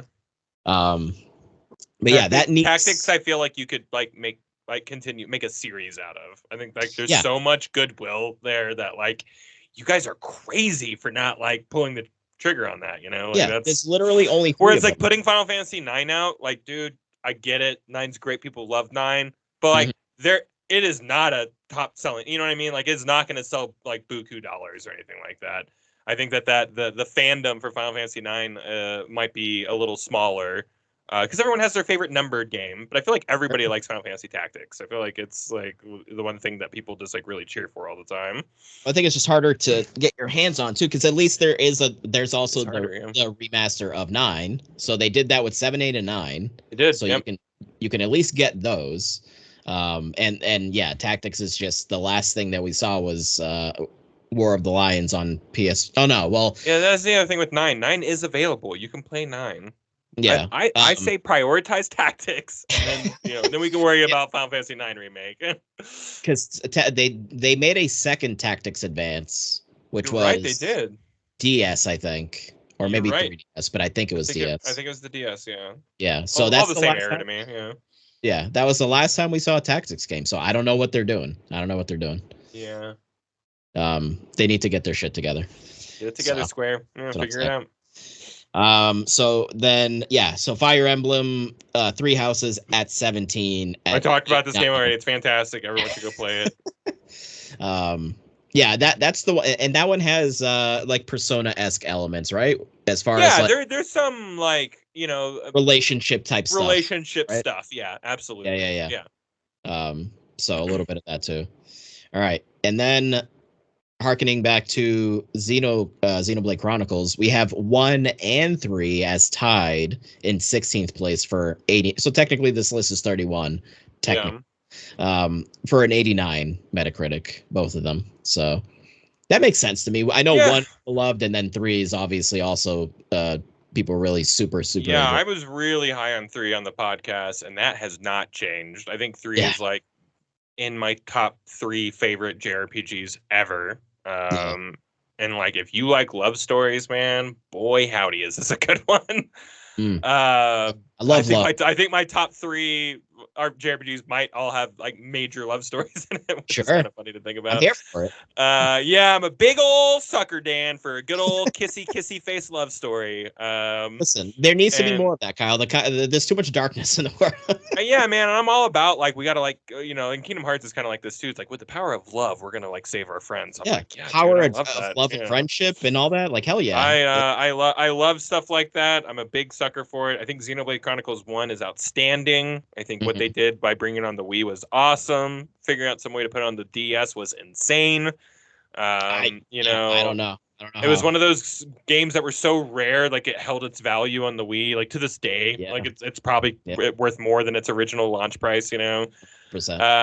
Great series, but yeah, I think 3 is like so aces, and like it's insane how good that game is, and like It's similar to Breath of the Wild and Tears of the Kingdom, where it's like, how do these fit in a tiny cartridge? I don't understand. yeah, I don't It's get it. I don't get it. Yeah, bonkers. I mean, like there are moments in 3 like where like it's running a little like stuttery, but I'm like, yeah, but look how big this area is. Like Right, it's and it looks fantastic too. oh, it's such a sharp looking game. Yeah, Yeah. cool character design, great characters. Everyone talk like they need a bottle of water. Which I Oh, really enjoyed. Really thick UK, some kind of Cockney accent, stuff like that. But like, man, I ate it up. I love this game. Love both of these games actually. yeah, it's that's I did buy the Switch definitive edition of the first one because Yeah, I remember I got like friggin 60 70 hours into that first one on the Wii, and I was loving it, but like I think I did get burned out and then moved on to something else. It was like I'll go back to it, and I just didn't. So yeah. I need to correct this, Kyle. I need to correct this. You know what they need to correct is bringing over Xenoblade X over Sure. Yes. from to the Switch, because that Yeah. game's got mechs and that game Yeah. rocked so hard. That's literally Xenogears, right? That's like their Yeah, Xenogears. it was like, just Xenoblade Chronicles with mechs. Yeah, right. it was so cool. Yeah, Which sounds fantastic, because so and it was more of like shoot. That one was more of like a shooting you could RPG. go in and melee too, but yes, it was Okay. more about like you were a mech, so you were gunning people down and stuff like that. Yeah. And you could close the gap if you wanted to, but yeah, so Yeah. good. Oh, that game was so good. Yeah. They need to also bring that over. Let's see. We are okay. So here we go, Kyle. This is all you, buddy. At 15, Like a Dragon, Infinite Wealth, also at 89. Yeah, game's fine. It's okay. Yeah. Okay. Yeah. Okay. No, I this game is absolutely fantastic. Much like the Persona series, there's something cool about being Earthbound. Is another one. Might get to that one later. That's just like, hey, you're just in the world. All right. Well, what's my weapons? Trash can lids. Okay. What else do we have? I don't know, like golf clubs and baseball bat. Like there's something cool about that where it's Can you just ride like a dolphin? Can you ride a dolphin? Yeah, you can. Yeah, absolutely. That there's just something super cool about like a JRPG that takes place in the real world, and I don't know why, but it's always an aesthetic that I just love. And this game is so rad, man. Like the Honolulu map is so cool. That's what's so enticing to me about of it. side stuff is insane. The fact that it has like a better Animal Crossing game in it than actual Animal Crossing, and it's just like a side thing that like it just has full games inside of this full game. Like, there's a massively full, like there's a whole Pokemon thing where it's just like that's like 30 hours of gameplay. It's just like all the Pokemon stuff. Right. I did it all, pal. Yeah, I love this game so much. I think it's like easily one of the greatest JRPGs of all time, and I think that the combat system is so good. It's like one of those like ones where you can walk around the battlefield and like put people in between two of your characters so you can like ping pong them off each other. I just love that like proximity alertness to your, even though it might not be that character's turn, they can still get a turn in by like you knocking them into them. That's cool. Very, very, very cool. Love this game so much. What a treat. Also, what a like shift from like what it was before too. Like that, I think that's also kind of the crazy thing. Yeah, like it was a beat 'em right? up, and the guy's just like, I like Dragon Quest games. I wanted to turn my beat 'em up game into a Dragon Quest game, and no one said no. Everyone was like, right, oh, all right, sure. But yeah, I mean, the series also much like Dragon Quest, very beloved in Japan. So yeah, and finally getting it to do here. Finally, yeah. So yeah, I'm not surprised that's as high as it is. So, but speaking of Dragon Quest, Kyle, 14, Dragon Quest VIII, Journey of the Cursed King, also at 89. There's a lot of tied scores with these games. Yeah, there are. Yeah. We've broken out of the the tactics leg of the list. It seems like we were a little bit in there. Yeah, but this is the one that for me started it all, because this was my first Dragon Quest. So, yeah, this game seeing the commercials for this game, and like, I was like, I was just like, oh, I think I've played one of these. Maybe it was like Dragon Warrior when I was growing up or whatever, And my buddy was like, that's when he told me the story. It's like, did you know Japan closes down whenever these games come out? And I'm like, what? Everyone's like, I remember the trailer for this game and being like, oh, this looks like Dragon Ball Z, and like just for not really having like a frame of reference for it all, and not really understanding that Dragon Quest and Dragon Warrior were the same thing. It was confusing years, but. Michael Huber somewhere is screaming, talk about the casino, talk about the towns. Or Puff, right? Yeah, this game definitely has like some of the best towns like in JRPG history. Yeah, it's just so, man, this game is so cool. It's classically classic. It's talk about a cool overworld, man. Like when you get in that ship and you're sailing the open seas and going on all the different archipelagos and stuff like that. Very, very. And this was the first one that went like full 3D, because up to 7 it was a pixelated affair. Yeah, and that was the other thing where I didn't really connect the dots, because like back in the day, not only was it pixelated, it was first person. So like whenever you fought, it would like you never saw your characters, which can I be honest, hate that so much. I'm not a fan. I want to see my characters. I want to see you created cool characters and great character designs. I want to see them constantly, please. 100%. Do not hide them behind the camera. Yeah. 100%. So yes, I again, that was another differentiator of me not like really putting together that these were like of the same, series or whatever.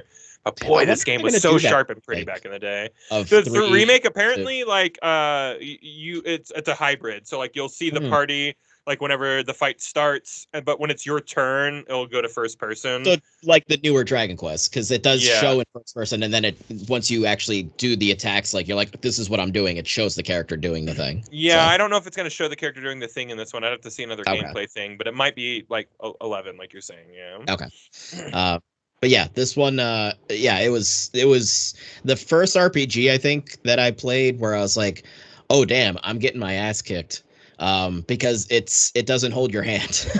Yeah, there are many moments in that game where it's like grind. Yes. Like what? Like till what? Just grind. I mean, yeah, just like, until like you feel like you just need to grind until you stop getting one-hitted. You know? Yeah. That's a tough game, but it's very rewarding when you find all the stuff that, some secret thing off in a corner somewhere, or yeah, like you're saying, you grind enough levels and then you're like, oh man, I'm actually like holding my own now, not getting my ass kicked in 1 or 2 hits. Yeah, slimes aren't just rocking me right now. Yeah. That's right. But yeah, what an absolute classic there. At 13, Shin Megami Tensei Persona 4 at 90. My favorite game in the series. It's your favorite, okay? Yeah, well, we're in the Persona 90s 4, now, Kyle. Persona These are all 4 bangers. Persona 4 is I know 5 is probably the better game, but like small town Twin Peaks vibes, man, in this game. Super, everybody knows each other. I love that. I just loved how Michael Huber's just running amok right now in my brain, but how cozy this game is, to use his verbiage. From 3 too. Because 3 felt like city. 3 and 5 are gigantic, world-ending. Oh my god! Like we're in the middle of the city and the whole world's about to end. There's this huge conspiracy. 4 is like, hey man, this is a small town. Everyone knows each other. We got to figure out who's knocking off all these bodies. It's That's just a murder mystery. Yeah. There's not some grand plot to like take over reality or anything like that. It's just it's just, I don't know, there's something a little more simplistic about it, but personal, and I think the characters are the best they've ever been in this game. I think the characters are absolutely great. And Teddy rocks, and if you hate Teddy, you suck. So yeah, well, I mean, they always have to have the little quirky animal pal, right? You have to have quirky animal pal. Teddy could steamrolls Morgana all day, every day. Sorry, everybody. Wow. Yeah. Kyle hates cats, confirmed. Yeah, love bears. Hate cats, sure. Which is weird. There might be something. Never mind. We don't dig into that too much. What did 3 have a cute little? It was just a robot chick, right? The robot chick and dog. Yeah, dog. Yeah, it was a dog. The dog with like the armor. Yeah. Okay. I'm playing in the middle of that game right now, and I forget everybody's name. Yeah, I'm just not remembering the dog. I remember, you have the main character, and then you got the robotic character there, but yeah. I wonder what the next one will be. I wonder what they'll put in 6. Yeah, I hope it's like a monkey or something, like a cute little monkey or something like that. Yeah, that'd be cool. I would be on board with that. But yeah, 4 was and it was first on handheld. It was not like it was PS2 first, actually, and then it came to was it PSP. Wait, was it PS2? Yep. Oh, okay. They did it. Okay, so I had it backwards. I thought for some reason it was handheld first. Persona 4 Golden was a handheld one, and it was like the Royale version of that game, where it was like extra, the extra protagonist or something like that, or extra stuff. Yeah. I forget if it was a protagonist, but you had extra stuff. Yeah, I think 3 is the one with the extra protagonist, Fez or whatever. Okay. Which was on the PSP, but that one was actually like kind of almost felt like the truncated version, right? Yeah, it had more content, but you didn't walk around an open world. You kind of selected from menus, which like it streamlined the experience a little bit, which wasn't so bad. But like, I don't know, it's kind of fun. I want to walk around. Yeah, it's kind of fun walking around the school and stuff like that. So. Yeah. But yeah, this 4 is great. 4 is the greatest one in the series. You're wrong if you think 5 is. Sorry. Well, I mean, to be fair, Kyle, there might be one higher Metacritic wise. So I mean, no, they're not. No, if you like 5 more than 4, you're right. 5 is awesome. But 4, if you've never played it, please go and play it. It's so easy to play now. It's on everything. It still holds up, in my opinion. Yeah. It's a good game. But these, like I said, there was an arc there because 3 was at 80. What was it? 80. What was 3 at? It was at 86, and then this one's at 90. Steady rise. See where 5 is at. But so at 12 we have Earthbound, also at 90. Yeah. This is an incredibly quirky RPG. That's another one that I never got like super far into it. I'd always get stuck at this one particular part. The 2 times I tried playing this game, I'm like, there's something that I need to get past this one part, and I don't know where that thing is. But this is a I played this on DS when they re-released it. Okay. And it was the very first time I was able to play it. But I grew up with it in front of me, and all my friends thought it was the greatest thing ever. I was in the room when people played it and beat it, and yada yada, you know. So when I got to play it and beat it, I was like, yeah, I've done this before, you know, by So you have proximity. Yes, I have. Yeah, but just this one. I've never played any of the others. Okay. You know, I don't even know if they ever even came here, right? So the original one was NES, right? Yeah, But yeah. that's on. I think that's now on the Nintendo shop, the Switch, like I think you're right. Yeah. shop thing. They was it the second one was on Super Nintendo, right? Yep. Yeah, Okay. which is this one. And then there's Mother 3. Yeah. Which has not come out. So I'm sorry, here. I played this one. I didn't play the first one. I played the second one. Excuse me. Right. Yeah, because I think it's Earthbound Origins, I think is like the term that I think that's what they call the first one. And then what would be Earthbound 3, I guess, or Mother 3 as they call it in Japan. That just hasn't come here. And I don't know why. I think it has something to do with like the music or whatever. I don't know. It's such a weird. This is one of those games though where you're just a kid, and by the end of it, like you're a kid who like has to call his mom for allowance, and yeah. By the end of it, you're killing God though, and you know what, dude? Love me a good God killing. So yeah, it's so weird because it's just straight up these kids, but there's like aliens coming down and it's Stranger Things. Like it feels like Stranger Things. Yeah. There's an element to that because you're in a small town, you all kind of know each other, kind of like the Persona 4 we just talked about, but like the adventure gets grander and bigger and cooler, and you get it's just a very cool game, man. It feels like a Saturday morning cartoon. Yeah, combat is really quirky because like you got Ness with like a freaking what does he have, a yo-yo as his weapon? Like yo-yo and baseball bat. Yeah. But similar to the old Dragon Quest, like you were saying, the combat in this, you're not seeing your characters. It's all first person. No, that was kind of a thing back then, huh? Yeah. Annoying, so bad, so stupid. I hate it. Which is fine with this one. I like how Final Fantasy always had it right. That's my favorite. Yes, they always had it right from the beginning. That's why they're the best, Kyle. That's why they're the best, Dan. But yeah, Earthbound is like one of those quintessential, like is like incredibly important for the genre. It's just one of those quirky ones. This one too, but I've never played. What do you mean, Western Earthbound? Is that what you mean? You're about to talk about Western Earthbound? Yeah, that's true. Speaking of quirkiness, I know nothing about this game. When it comes to streamers, I've heard people say that like either if you're going to stream it, you have to be very careful because there's like these ravenous like fanboys of this game that love to go into streams and try to like ruin the experience for streamers who are playing this for the first time, which just sucks, which is just not okay. Bad fans come in all shapes and sizes, Dan.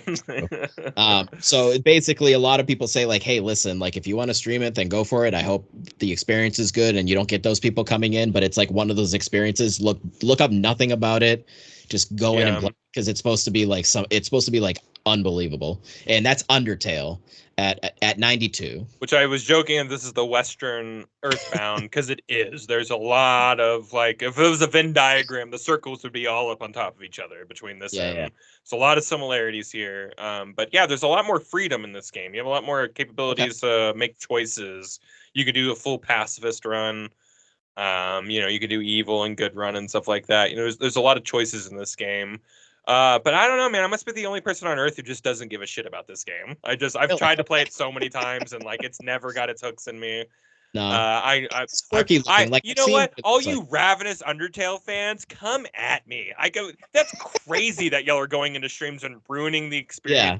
Like that's crazy. Like, don't you want someone to like love the experience? Like, that's so I can't even wrap my head around that. That's so insane. So a lot of it is like the backseating element, which is a common thing with streaming. Yeah, streaming in general. There's a lot of that. That's true. Yeah. People like to come in and just try to Well, just name the stream, Dan. Definitely not my first time playing Undertale. And then just when you're in there, be like, yeah, it's my first time. But that's the thing though, that might backfire on it because then they'll come and be like, oh, so like this part's coming up, right? And be like, shit, I didn't know about that part. Right. But yeah, I mean, it's so Earthbound is like a quirky game, but like I feel like the visuals like just kind of like make sense in Earthbound. They're like realistic. Undertale like is like weird like visually. Like I've Yeah. seen the game, and it is weird looking. It is. But I guess that's just part of the charm of it for anybody that is, into it. I So guess, yeah. I'm not into the way it looks either. So I'm Okay. just like everything about it. I remember the music being kind of like quirky and Yeah. fun and stuff like that. But yeah, yeah, I don't know. Maybe this is one I go back to and try again one day. Maybe I just Sure. wasn't vibing with it. 92 is pretty freaking high, and it is revered as one of the greatest, like at the time, Yeah. modern day RPGs out there. So maybe you need play it, to make your own mind up. maybe you need a little awakening, Kyle. A Fire Emblem awakening. What? Which Which is one the is next this one? At Is 92. this the one that just came out? No, that was what was that one? Is this on one of the GameCube ones? If it is, the GameCube era of Fire Emblem was probably the best outside of. It was, yeah, you're right. Yeah, because I like forgetting what the newer one was called. But yeah. Oh no, this is 3DS. This was 3DS. This is 3DS. Yeah, DS3. They're the same thing to me. 3DS and DS. This is the same era to me. Yeah, so the handheld ones. Yeah, this one's good, man. Yeah, I like this one a lot. Awakening was fantastic. Yeah, that deserves to be on here for sure. Okay. Yeah, absolutely. The whole 3DS era was outstanding. There was one with that was more Japanese, with like all the Japanese families that I really, really like. I think that was like the era where it was like Pokemon, where there was like 2 different versions. Yeah, there's the 2 versions. Yeah, it kind of rubbed people the wrong way, and I get it, but yeah. Yeah, this is a good series, man. This is a good game. Great story, fantastic tactics, gameplay. It's a very, very, very good entry in the series. I think Chrom is the main character of this one. Chrom, that's a name. Chrom. He was a Smash character. Oh sure, yeah. Well, we actually didn't get one of your favorite most wanted characters because Chrom was in that game. So sorry, Dan. A guy named Chrom being in Smash. Some guy named Chrom. Over Gino is God damn you, Sakurai. Engage was the new one, by the way. Engage, thank you. Yeah. If it was that one, I would have been like, no. I like that game a lot, but no. Okay. Not top 30. Yeah, I mean, how many? I feel like there's almost just as many Fire Emblems as there are Final Fantasies on this list. I agree. Yeah, I feel like Fire Emblem is one of the strongest franchises out there, and like the fact that it's on Nintendo's umbrella is kind of crazy to me. I also will never understand why it gets it got all the chances, and Advance Wars, like Nintendo was like, you get 2. Sure. Which also that re-release took like forever to. Yeah.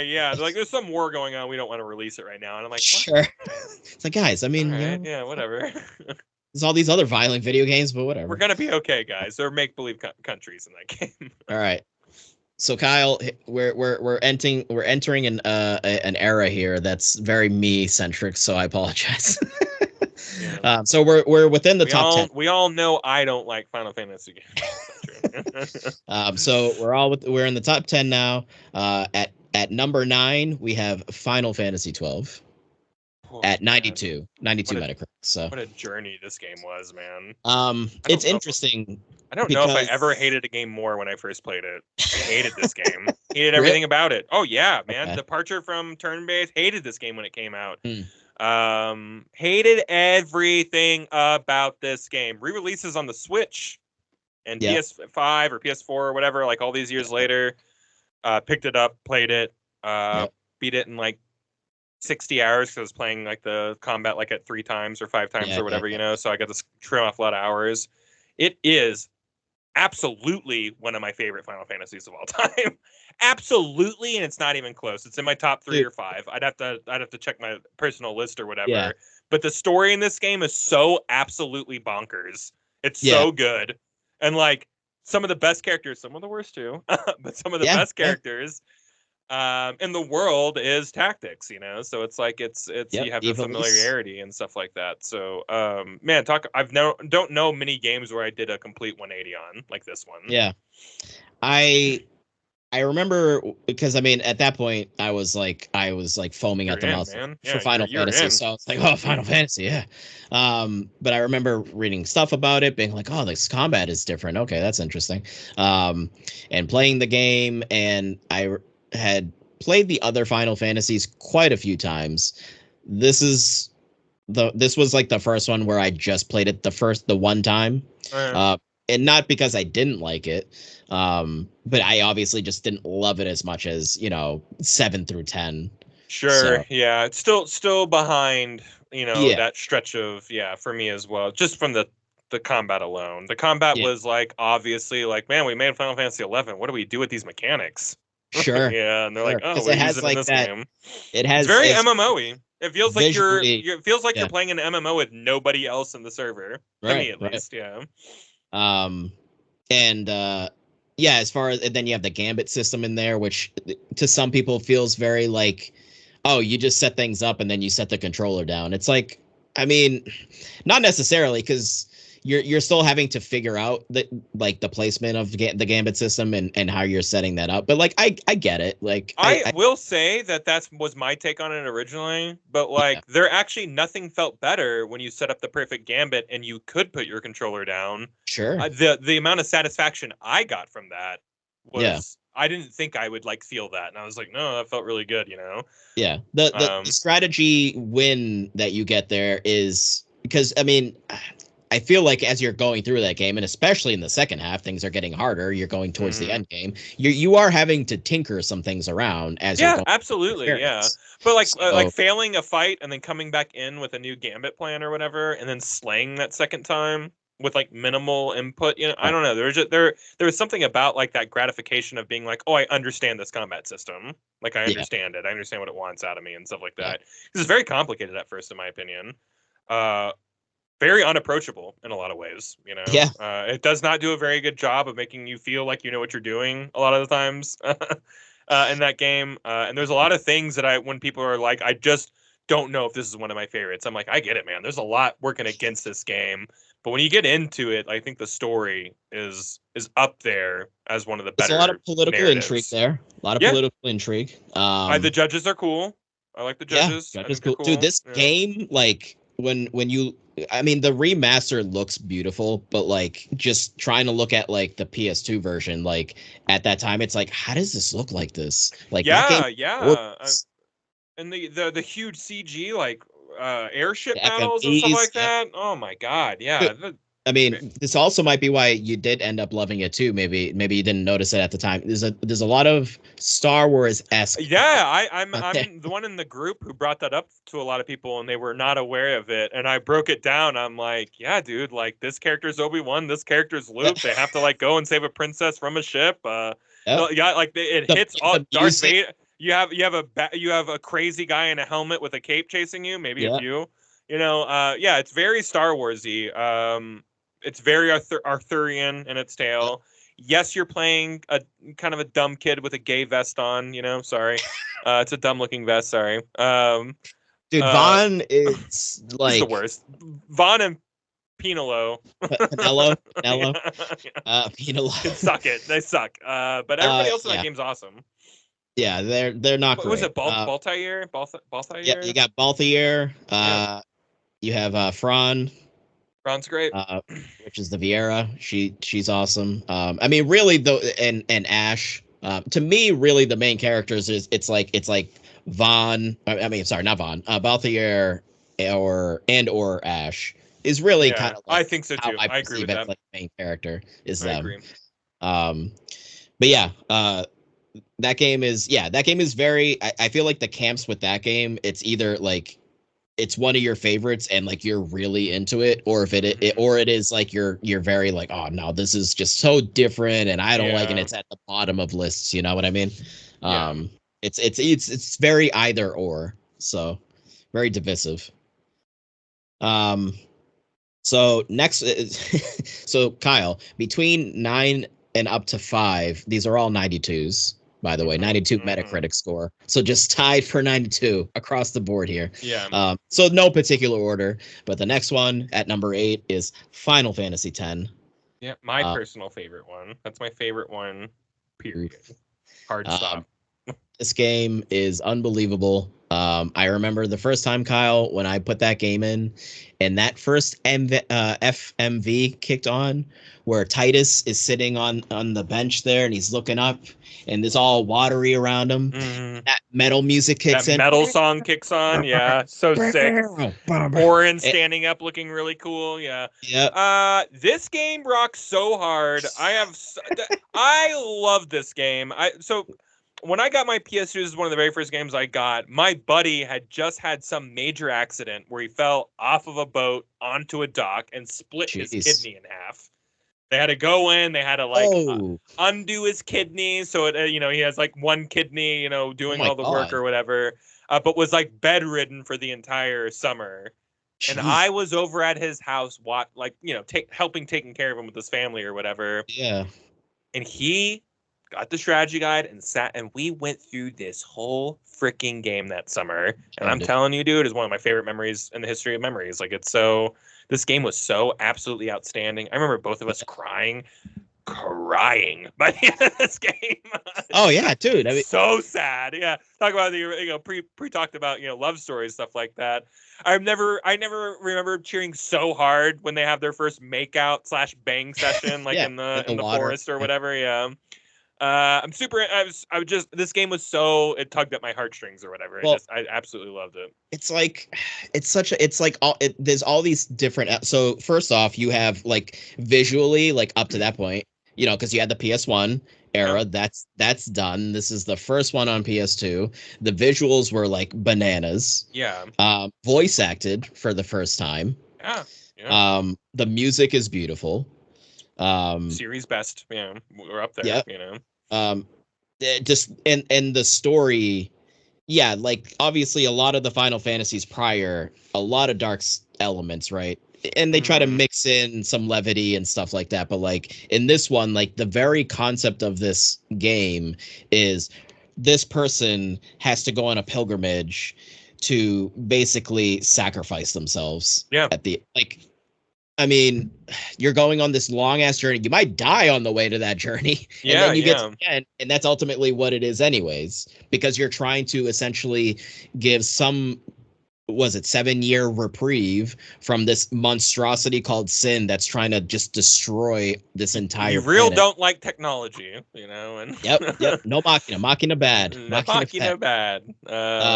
So it's like, that's just unbelievably depressing. So, I mean, if you don't cry from just that, like, you're a monster. Like, man. And that, I don't care if we can spoil the ending. This game is like 30 years old, but when they run spoilers, heads up, everybody. When they run towards each other at the end and he just falls straight through, dude, I want to cry. She falls through him.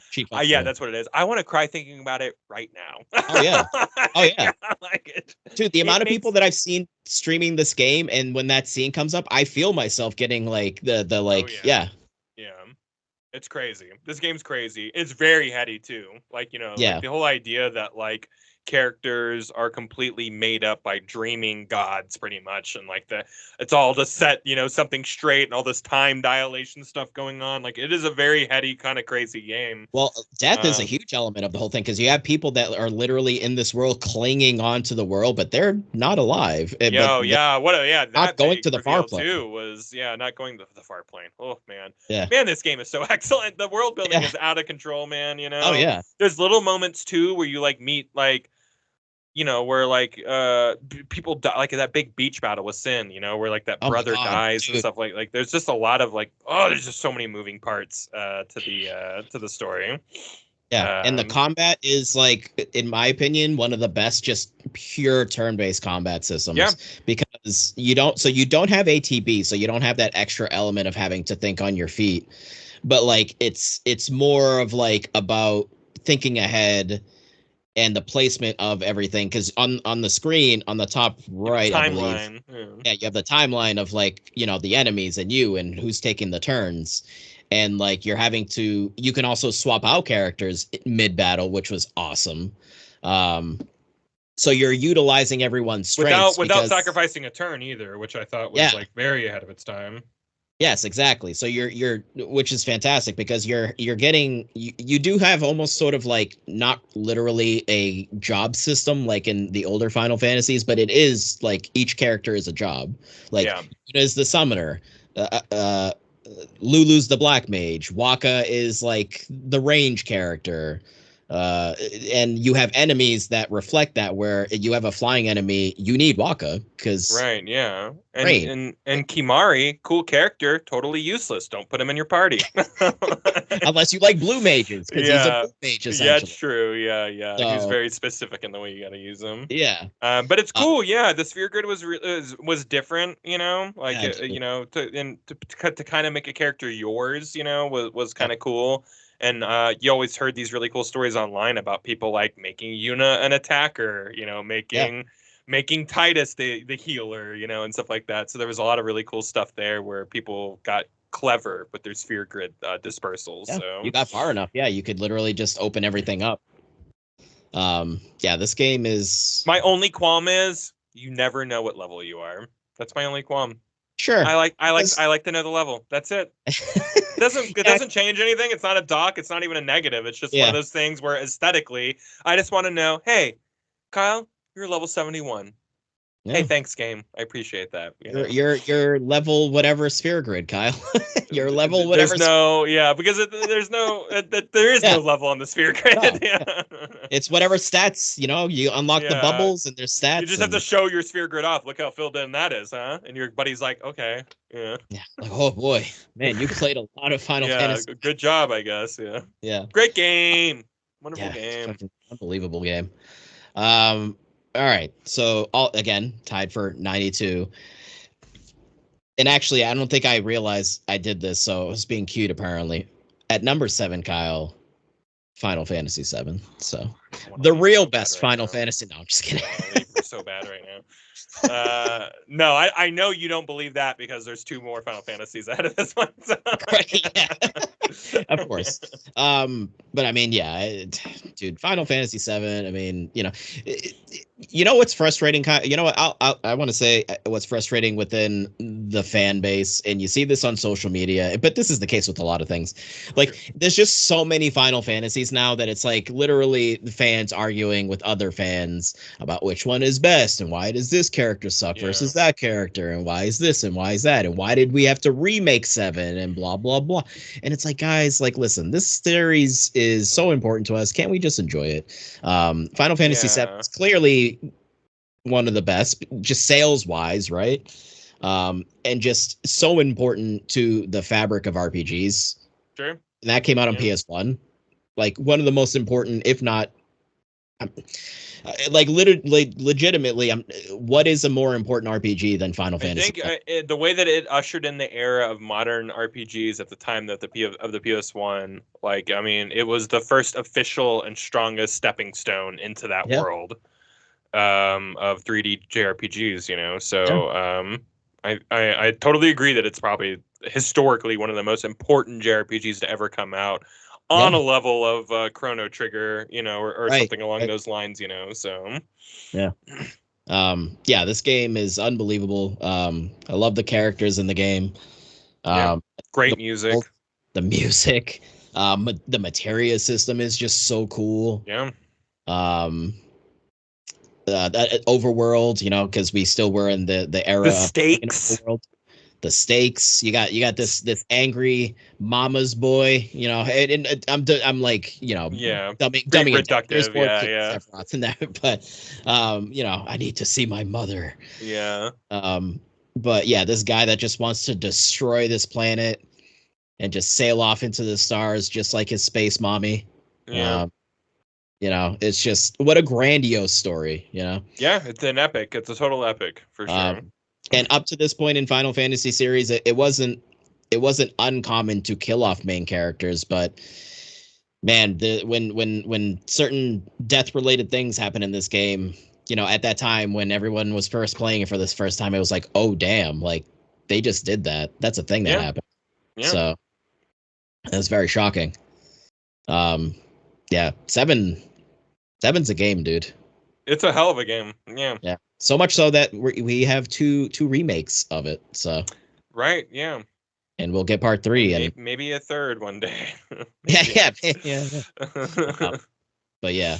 So yeah, 7's pretty great. The other one that arguably the fans would say is the most important Final Fantasy Yeah. at 6, which, okay, maybe I did do this on purpose then. Is Final Fantasy Yeah, I 6. do. This is crazy. I must have then.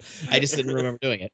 But Final Fantasy 6 is like, yeah, it's usually like when people are trying to argue which is objectively the best Final Fantasy, it's either like 6 or 7, I feel like. Yeah, right.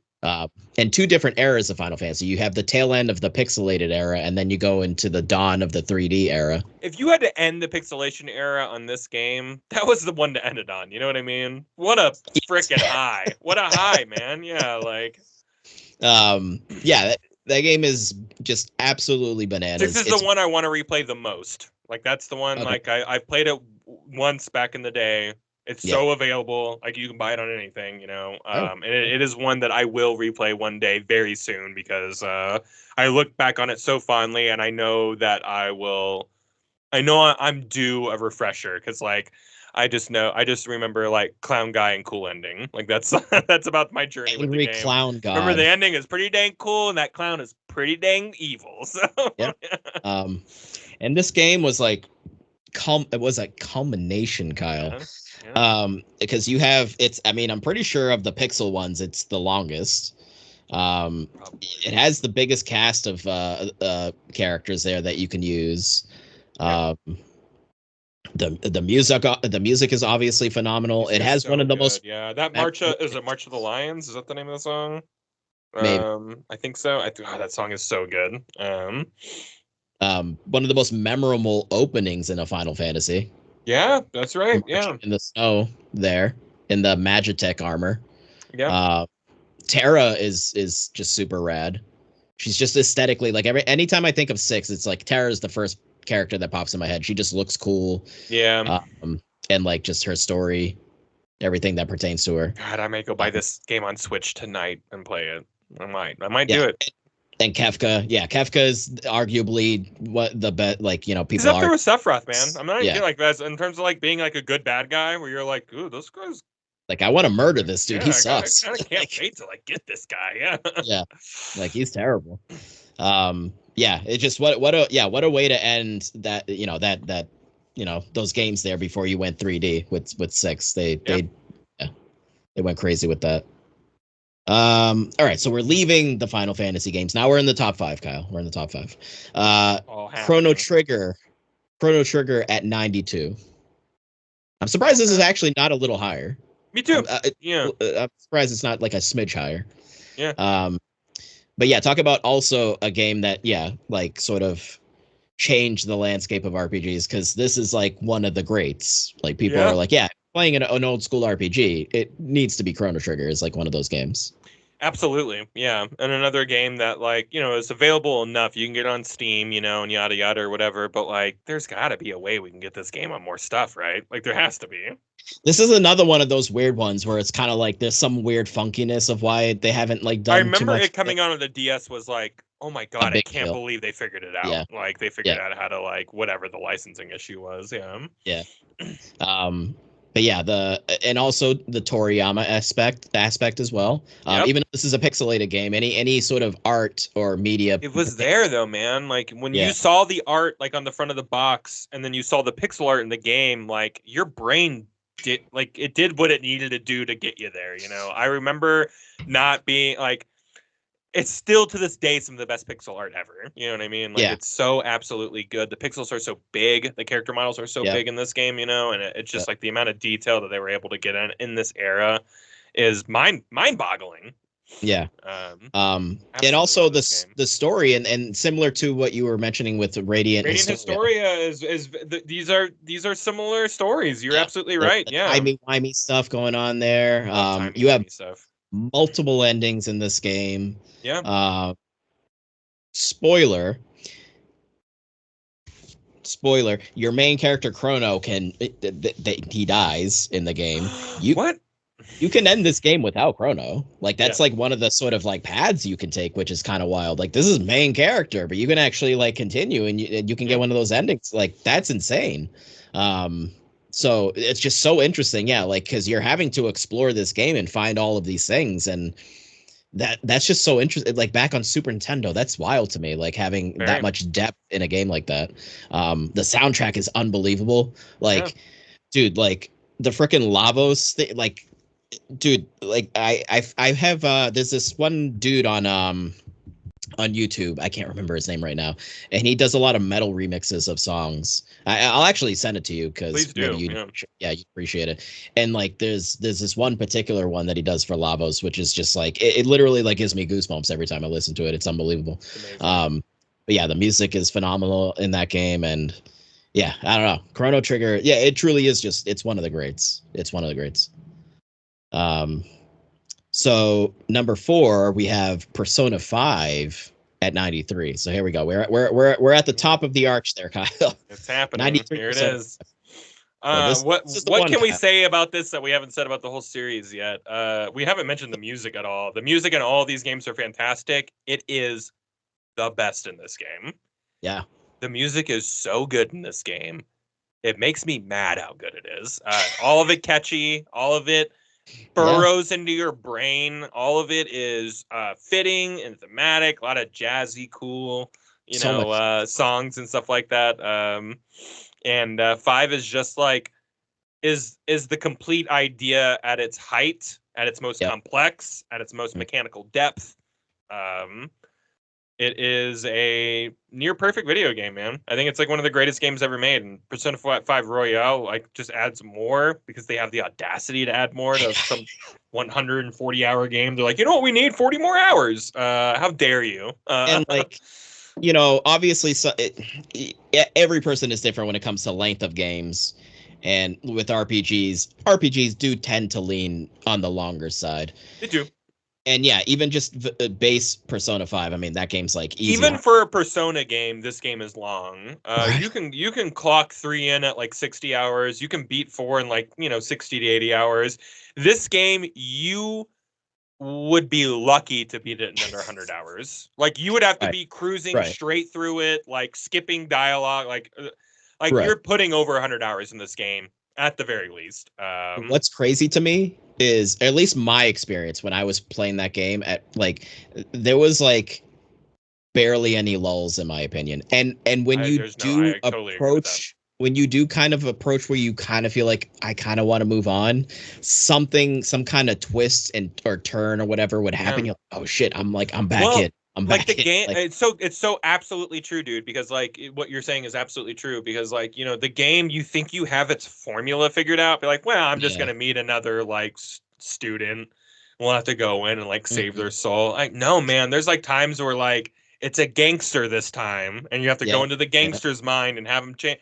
Like it's just like they do so many things to like turn you on your head, or a story twist will happen, or you'll meet someone new who you're like, oh, this guy's gonna have big implications. And yeah, it just keeps on that carrot. It keeps on getting further and further away from you, but you're like, it's all right. I know it's gonna be a good carrot once I get to it finally. Like I just don't care how long the game is, Well, and also what differentiates it from 3 and 4 that is fantastic is it's not just simply you're in a tower and you're climbing a tower and like progressing.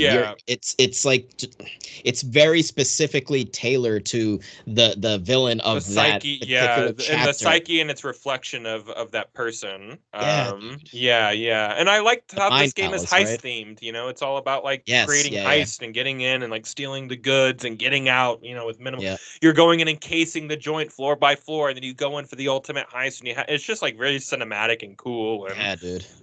There's just it is objectively the best in the series. I may like 4 more, for the reasons I said, but like I think 5 is just it's so outstanding. And I don't know, man. I have a hard time with people who love JRPGs who are just like, I can't get into Persona. I'm like, how?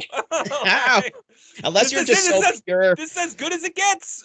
Unless you're so pure, like I like fantasy, what I mean? Yeah, I understand. Like, I just don't want to play as high school kids. It's like, okay, But growing up on anime, I think you and I maybe have a higher tolerance for kid bullshit, I guess. Yeah, kid bullshit. Absolutely. I mean, not real kids. Fuck kids. Yeah, but, or kids in movies. Fuck those kids too. Yeah, but kids in Uh, games and anime are always okay. 100%, because they're doing cool stuff. They're Yeah, doing yeah. cool stuff. Real kids, they're just sitting around They being like, suck. "Ooh, They're whiny. They don't pick up their toys. dumb kids." All right. So now, all right. So we're in the top three now. Top Yep. three RPGs. Now this is actually kind of crazy to me. So Chrono Trigger considered like one of the best RPGs of all time. Mhm. Like it's just one of the greats. Chrono Cross, Kyle, number 3, has a 94. So It's 2 crazy points. to me because growing up, like people are like, Chrono Trigger is better than Chrono Cross, and that was Right. just a thing that everyone agreed on. So yes, this is kind of crazy to me that like statistics show that more people actually gave this game a higher score. Whether or Now, not they like it more or not is a different conversation. But right. yeah, We also need to remember too, this is Metacritic, where it's a collection of reviews, and there might be, less and more of reviews and yada yada. So whatever, this is just a list that we're cobbling together. Right. But I will say, so what you're saying is what I have found commonly with streaming, and anytime anyone is streaming Chrono Cross or conversations are being had about Chrono Cross, and it's not something that I was aware of because for a very long time I was playing a lot of these RPGs, becoming or falling in love with the genre, and I didn't really have anybody sharing with, Kyle. So I'm actually envious of you because you seem to had friends growing up that at least you were sharing. And I was not the hardcore like RPG guy in the group either. Like I'm I am pretty hardcore now or years later, but like I had friends who were my like senseis, if you will, in that realm, who were always guiding and showing and yada yada. So I was very fortunate. I take that for granted sometimes. Well, because for me it was my one friend that introduced me to Final Fantasy. It was him, but then at some point him and his family moved away, and I was actually like I was very lucky in the 6th grade to be put in the same gym class as like every nerd in school. They must have done that on purpose. They must have sequestered us to the same gym time, and all of us somehow found each other, and it all worked out. It was years of Magic the Gathering and Warhammer 40K and JRPGs, baby. There you go. So I had to walk the lonely road, the only road that I have had for no. Sure, yeah, by everyone's favorite band. So not knowing for years and years and years that people felt this way about Chrono Cross versus Chrono Trigger. Chrono Cross is actually I played first, Kyle, before Chrono. Ooh, very interesting. Okay. Yeah. So I remember, But yeah, you got into this genre like PS1 era, right? Like that's kind of what you said, yeah. Yeah. So, trying to figure out, what kind of RPGs were out there and finding that, I freaking love this game. See, you earned your JRPG cred though. Like much like music, like my cred was given to me. You know what I mean? Okay. Like I had friends who like showed me the way and yada. Like you're the guy who had to go out there and curate your own tastes. You know what I mean? Like I had to figure these things out. Yeah, there's something cool to that where it's like you didn't have like a lighthouse that was like, hey, over here, Dan. So that's cool, man. You should feel proud that you got to like have a chance to figure out like what your tastes were and stuff like that instead of like having a bunch of friends going, hey, this is the best JRPG in history, play this real quick. Like I feel like much like music, I don't take time to curate my own music. Like it's hard to just sit there and listen to stuff on random and be like, ooh, I like that. But some people take the time to do that, and then those are the people who end up recommending good music and everything. So feel good that you had to curate your taste. It probably wasn't easy because it was the early goings with the internet, but I didn't have a computer at home when the internet started becoming a thing. For a little while. You had to do the cool box art check, you had to see if something passed the back of the box test, if you will. That's right. And Chrono Cross definitely did. I mean, the music in this game is like some of the best. Like it's I don't know. It's like I don't know where I would rank it, Kyle. But like it's the music in this game does not. It's just too good. It's too good. Like the music in this game is unbelievable.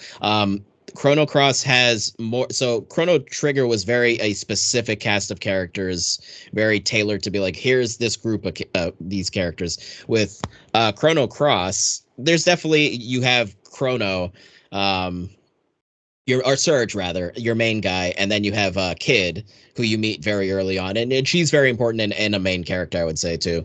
And then like a few others, but it has a Suikoden element where you're recruiting a bunch of different characters throughout the game, and you can miss them. Much like you do in Suikoden, you can miss characters if you don't do certain things, and if you follow a certain path, you cannot get certain characters. Oh wow! So you're actually missing out on something. Yeah. So it's kind of also a reason to go back and replay the game and be like, well, let me do this thing instead, and then get that character and see what they're about. So, which I thought at that time was really cool. Which I wish I knew about Suikoden. I didn't at that time until I played 3, which is not like, that's not one of the favorite ones of the series. 2 is. Mm-hmm. But to me, that was like crazy. I was like, oh, I can like recruit all these different characters. Like, it's super novel idea if that's your first time around with it. Yeah. I don't think there was as many in Chrono Cross as Suikoden. It's probably closer to like 40 or 50. There's probably more of a quality over quantity situation though, where probably like a lot of the characters in Chrono Cross are super great, whereas like when you have 100 characters in Suikoden, it's cool, but not all of them are going to be super memorable, you know? Right. Yeah. Yeah. There definitely were some that were like more standout in Chrono Cross than others. I own this game on Switch. I've never played it. I still haven't yet to play this game ever. Yeah. So maybe this is the one I pick up and chip away at. But I'm very mad I never got to this one for whatever reason. It is similar with Chrono Trigger, where you're making choices and you're going down paths and replayability and getting different endings and stuff like that. Right. But yeah, the whole this game versus Trigger is a dumb argument, because like it's not meant to be like, well, this is a direct sequel, even though there are connections. I'll just say that. But like, it never was meant to be Chrono Trigger 2. It's within the Chrono universe. There are some connections, but it's its own thing, and that's okay. I think that's great. But I don't know why people couldn't handle that. I get that you love Chrono Trigger. This is a game that, like, again, like growing up, like you would think that this game was the bastard child of the series or whatever. Right. But like, I only hear positive things about this game now. Yeah. Call it revisionist history or call it people growing up. I don't really know, but yeah. Well, with the remaster, maybe some of those people went back and were like, "Hey, you know what?" I even think before the remaster came out, there was a lot of people going, "Hey, this remaster is coming out. This game is really good." So I think it must have happened before the remaster even came out. That good faith or sensible people were just like, "No, this game's great," Yeah. But I have always heard best music in the biz, though. Always. Yeah. That's always been a consistent take. This is another. There's only 2 games in this series, but this is another series that I'm like, much like with Tactics, Final Fantasy Tactics. It's like, we should. Where are we, guys? Yeah, why are we not making? There are no timey-wimey JRPGs out there. Like, it's an empty market. Like, just occupy it. Come on. Yes, please. Square, you have to have enough ownership over the word Chrono to like, be able to put another RPG, Well, there was always there was the rumors for years where they trademarked Chrono Break and Chrono Star. Yeah, I've heard. Nothing ever came from that, so these are old legends that you're talking about right now. Yes, I've heard the rumblings. But yeah, they need to make more. And everybody out there, if you've never played it, please play Chrono Cross. I will rectify this problem. Yeah. Okay, excellent. Maybe I need to play that before I replay 6. Yeah. Yeah, all of them. We can make time for the timey-wimey games. Yeah, always. Yeah. All right. So last 2. So speaking of Final Fantasy 9, that's number 2, Kyle, at 94 as well. I love how everyone always argues over 6 and 7. Yeah, here we are. Final Fantasy 9 is sitting 2 whole points ahead of both of them. 9 is generally up there in people's lists. 9 is the one that, because they deviated from that classic fantasy style with 6, 7, and 8. And then 9, they were like, let's go back. Yeah. Let's go back to the beginnings, because it's more traditional fantasy. Mm-hmm. 9 is, it's the PS1 era. So to me, it's very special. Mm. It was very different compared to 7. And so, for me, it was like, oh, like, this is very different. This feels very like dragons and magic and things like that. VV is one of the best characters. Just the little fella. I just want to protect him with my life. He's an Got a adorable cute little guy. coat on, yeah. Adorable little guy. I mean, are you not as familiar with 9 or? I don't love 9. I don't hate okay. it. It is a middling experience for me, just Okay. because I couldn't even tell you. Like it is one I've always wanted to replay because I have a feeling I would have a much higher opinion of it. You know what I mean? Like I feel like maybe when it came out, I don't know. It's very possible it just hit me at a time where I'm just like, yeah, okay, that was a Final Fantasy game. I think the combat feels slower between the 3, so I think I think for some people it's like, oh, this feels just like literally the animations. There was a sluggishness to it slower. that I'm kind of, but I remember liking the characters a lot. You know, I like that it was fantasy again. Yeah, it's another one where I'm just like 6. I'm just like, yeah, it's another one I get my hands on again and play again. You know, but like, it's definitely I don't have ill feelings towards 9 at all. When people go, it's one of my favorites. I'm like, yeah, of course. Like it's a PS1 classic, and like that makes sense to me. Like I like 8 a lot, but I know that I'm like in a real small minority of people who like 8. But like I like 8 or 9. Like I just like. 9 makes more sense to me when someone's like, that game's a better game. I'm like, yeah. Sure. Yeah. There's just less qualms that people have with 9, whereas 8, I feel like, comes with a lot of qualms. People don't like a lot of the systems. People don't like the level scaling. People don't like, there's a lot of things that people don't like with that game. It's more divisive for sure. Very much so, yeah. And I think that is why people love 9, because those old school fans that started with the first 5, 6 Final Fantasy were like, oh, all right, we're going back to that. And it does have a pretty mature story.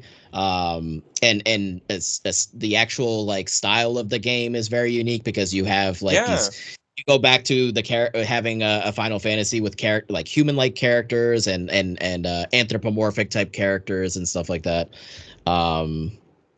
I actually really enjoy the system in 9 of some of the best music in the series too. Absolutely. I know it's like to go without saying. Yeah. Final Fantasy. Like a but bad 9 is real. Like I play a lot of theatrhythm, and 9, like a lot of those songs are on my favorites. Oh yeah. You know what I mean? Yeah. But the combats, I don't know if you remember the combat system, or not the combat system. I'm sorry. The equipment system where you equip something. So say VV equips a fire staff. So then it shows like he's going to learn fire, but you have to actually build up the meter with AP points as you're fighting enemies. And I just thought that was really interesting, because it wasn't just simply like, oh, I just have this ability. It's I have it equipped. I have to therefore do fights in order to learn it permanently. And then unlike the Final Fantasy VII remake too, or remake in general, there's kind of that element of like, hey, I'm using this weapon, it's going to unlock this move for me. I do like that. Very cool. It was like, it felt rewarding. Because the materia system and the junction system were not built that way. Materia a little more, but junction system is very different. But materia is just more, you're leveling up the materia, and in of itself it's leveling up. But this was like, I'm like being rewarded by holding on to this piece of equipment, and now I can just have that thing. So I thought that was really cool. But yeah, the music is unbelievable. Kuja is very eccentric looking. He's not quite up there with Sephiroth, but he's actually a really interesting villain. He's just like, you see Kuja and you're like, what's his deal? Why is this guy so like flamboyant looking, right? I just feel like a lot of people see Kuja and they're just like, is that a dude? Is that a woman? I don't really know. Yeah. It's hard having a villain like that for me when we just came back from like time hopping space witch. You know what I mean? Like, yes. I like, So and Sephiroth before that, and Kefka before. You know what I mean? You had like 3, in my opinion, banger bad guys in a row. And I don't think there's anything wrong with the 9th bad guy either. Big shoes to fill, though. You know what I mean? Like, I think that there was maybe some hesitation of like full blown loving him, because we just came off of a high 3 streak. Right. Bad guy. But, so. But he's doing some bad stuff in that. Yeah. He is. Yeah. I actually liked him. I don't remember that being one of my like qualms with the series, But yeah, 9 9 is very excellent. It's very, Nine's very cool, excellent. man. Yeah, I do hope that remake is real for sure.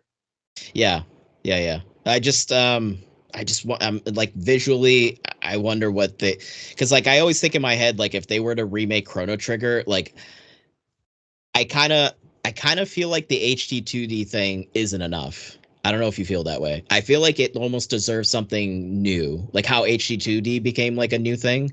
It's like a brand new thing that we don't even know what it looks like. Yeah.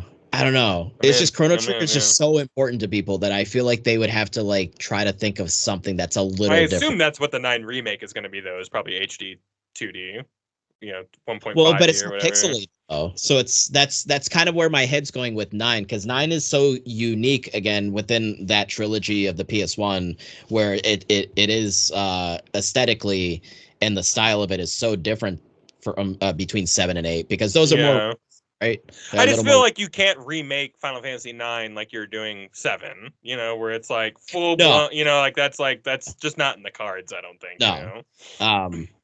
But yeah, I feel like the 9 Or is man, what is the game that you're excited for that's coming off of Apple? It's like the diorama backgrounds or whatever we Fantasia. were talking about. Yeah, Fantasia. Fantasia. Like do something like Yeah. that where it's like because like in 9, like those fixed backgrounds are kind of diorama esque and stuff like that.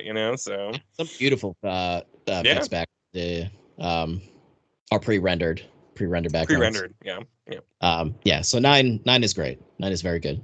Number 1, Kyle. So we had a lot of so for anyone who didn't notice, as I'm skimming through this list here, I would say, and I'm just ballparking here, Kyle, at least Mm-hmm. 90 to 95% of these were Japanese video games. Yeah, yeah, right. But at number 1, Kyle, at Uh-huh. number 1, the best reviewed RPG of all time, and our number 5 RPG, Are our insane. video game of that year, is Baldur's Gate 3 at 96. Everyone was smoking crack last year during the list making process. It was very interesting. I don't like being the sane man in the room. I don't like being the straight man of any situation. So like when I'm over here going, guys, Baldur's Gate 3 can't be at 5, and everyone's just like, yeah, I can. I'm like, what the fuck? So glad to see that this list has it right. Yeah, I mean, Baldur's Gate Yeah. 3 probably did it better than anybody else, right? I mean, like this is like the pinnacle of what a if what we're if turn-based games were chasing Dungeons and Dragons, you know what I mean? Like Sure. someone was like, "Hey, how do we make Dungeons and Dragons a video game?" Which And is what Final Fantasy was, they by the way. came up with like turn-based, combat with stats in the backgrounds and yada Yep. yada. Like that was.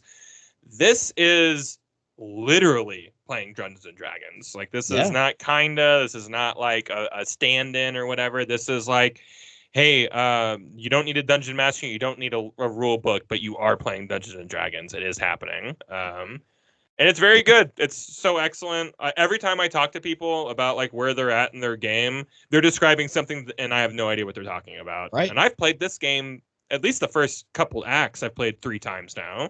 Right. I'm still trying to bring my original thing all the way home. Like I think I'm in like the epilogue of one of them because it won't end. This game just won't end. Everyone's dead, Dan, but they won't end. Oh man, are they? Yeah. Damn, Not my characters, but like all the bad guys are like dead. But it's just like you still got shit to do. I'm like, what? Why? Still got shit to do. I pumped 100 hours, Kyle. I don't know if you remember where I was like, I got to take a break. I literally got up to 100 hours. I'm in the middle of Act 3 still. Like, yeah, I'm at the very very very very very end of Act 3. I'm sure. And then I'm at the very end of Act 2 with my solo character because my further character is part of a group. Yeah. This game is so perfect, man. And I'm telling you, it's just like the amount of choices you can make is insane. I always ask people how they handle the goblin camp because everyone always handled it differently. There's 1,000 different ways to handle it, Oh, yeah. And I just think this game is incredibly special. And I'm so glad Lyrian was like, we're not making another one, bye. Now we're out. I love how they just like made the best game ever and Mike dropped it and walked away. We're going to go make something else. You should do that. Yeah. It's too much pressure. Too much pressure to no to DLC, no expansions. They worked on the game a year post-launch, continuing to update it and everything like that. It is a streamlined, functional experience. Always has been, but even more so now. And the stories are great. I feel like Baldur's Gate 3, and I don't know if other people feel this way, it's similar to how Breath of the Wild when that came on the scene.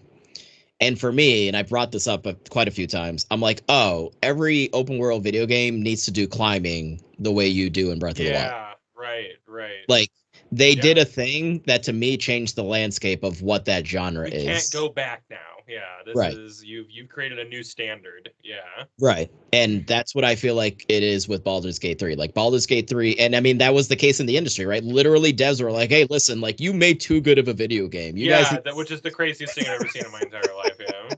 So crazy. like hey, that's you can't do that. Make a good game with that's not predatory. Yeah. and it's runs really well for like what it is, right. the amount of depth, and it's like function complete at launch. That's crazy. yeah, how dare you? So yeah, this is one of those games that's like it's a mark on the genre and as video games as a whole where it's like, listen, everyone else needs to be like looking at this and be like, okay, like we gotta like meet that standard. Yeah. Otherwise it's like GTFO. I mean, basically, what we're saying is Dragon Age Veilguard, you got a lot to live up to. The comparisons are going to be unfairly drawn between you and them, even though y'all are completely different games. And I just want to let that dev team know, good luck. Good luck. Pretty much. Good luck with the internet. Yeah, they're going to be awful to you. So. Hey, listen, Kyle, we're getting like boobies and wieners, so at least they're checking that box. Well, unless I can bang a bear, I don't care. So. Mm-hmm. Well, they're probably not going to have. I mean, they'd have to do. What would be like something that's equivalent of that? I don't know. Bang a dragon. Yeah. Bang a dragon. Make all those Shrek fans happy. Bang a dragon. It's called Dragon Age, right? Yeah. So let it happen. Yeah, let there be dragon dicks. Yeah. Absolutely, 100%. But yeah, Baldur's Gate 3, highest reviewed RPG of all time. That makes sense to me. That makes sense. Yeah. So, sure. 96. All right. Well, there we go. Top 30 RPGs. I might have missed some here and there that should have been in there. My bad. Yeah. If I did. I can't think of any. I think you hit a lot of the good ones there. Yeah. There probably absolutely was, but again, there's. Yeah. I could think of like Shadowheart. I really like. That's a good one. Yeah. Actually, you know what? I'm curious. Let me real quick before the original. Yeah. Because that's another series that I want to get. I'm going to get to on stream because like I remember I had Shadow Hearts on PS2, Kyle, and I was like, oh, this is super rad. But like super rad. The wheel system, so cool. The PS3 came out, and I was like, I got to trade some stuff in. Yeah, well, it's like this is old. It's all old now. It's all about new stuff. 73, Kyle. Yeah. We were just wrong sometimes, People just are collectively wrong sometimes. That's all right. Sometimes history shows that we are stupid as species, and we probably should melt. The Earth should just completely melt. So. Yeah, that's okay. It's already on its way. So. All right. Do you want to wrap things up by staying on RPGs? Talking about your experience so far with I'm playing Trails Through Daybreak right now. I played Trails in the Sky, which is considered one of the greatest JRPGs of all time. You should probably look that up. It's probably would have made this list. I think it's probably in the 90s. Heard a lot of great things about those. It is a very good game with a very good story and a very good twist at the end. Mm-hmm. Very good twist. People who like BioShock will really like the twist. That might be too spoilery, but whatever. How, sir? Yeah, I guess it's it's bleak. No, I'm sorry, it's not direct enough where that's probably not spoiling too much. But yeah, I played some of the Cold Steel series. Okay. Also pretty cool. But I've never really seen because I never played Trails in the Sky 2 or 3. I've never seen one of the trilogies or series to its completion. Okay. You know what I mean? Yeah. So I really think I want to do it with this one though. It's very good. It starts a new series. I think it's the newest in the series too. I think this original game came out in 2020. These games take a long time to localize and come over here. There's a lot of dialogue. They do end up voice acting a lot of it, but a lot of it's still like you got to read it and stuff.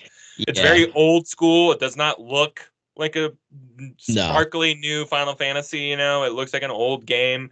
But man, the mechanics are so good. The fighting in this game is so outstanding. I'll get into that in a second. I will say the setup of this game is like really personal and slow, and I really like that. Like you're kind of like a fixer guy, and like you start unraveling this mystery in this town, and the town's cozy. It's really cool.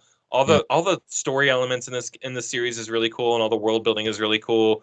But man, going back to that combat system, like you can play this whole game like a hack and slasher if you want to.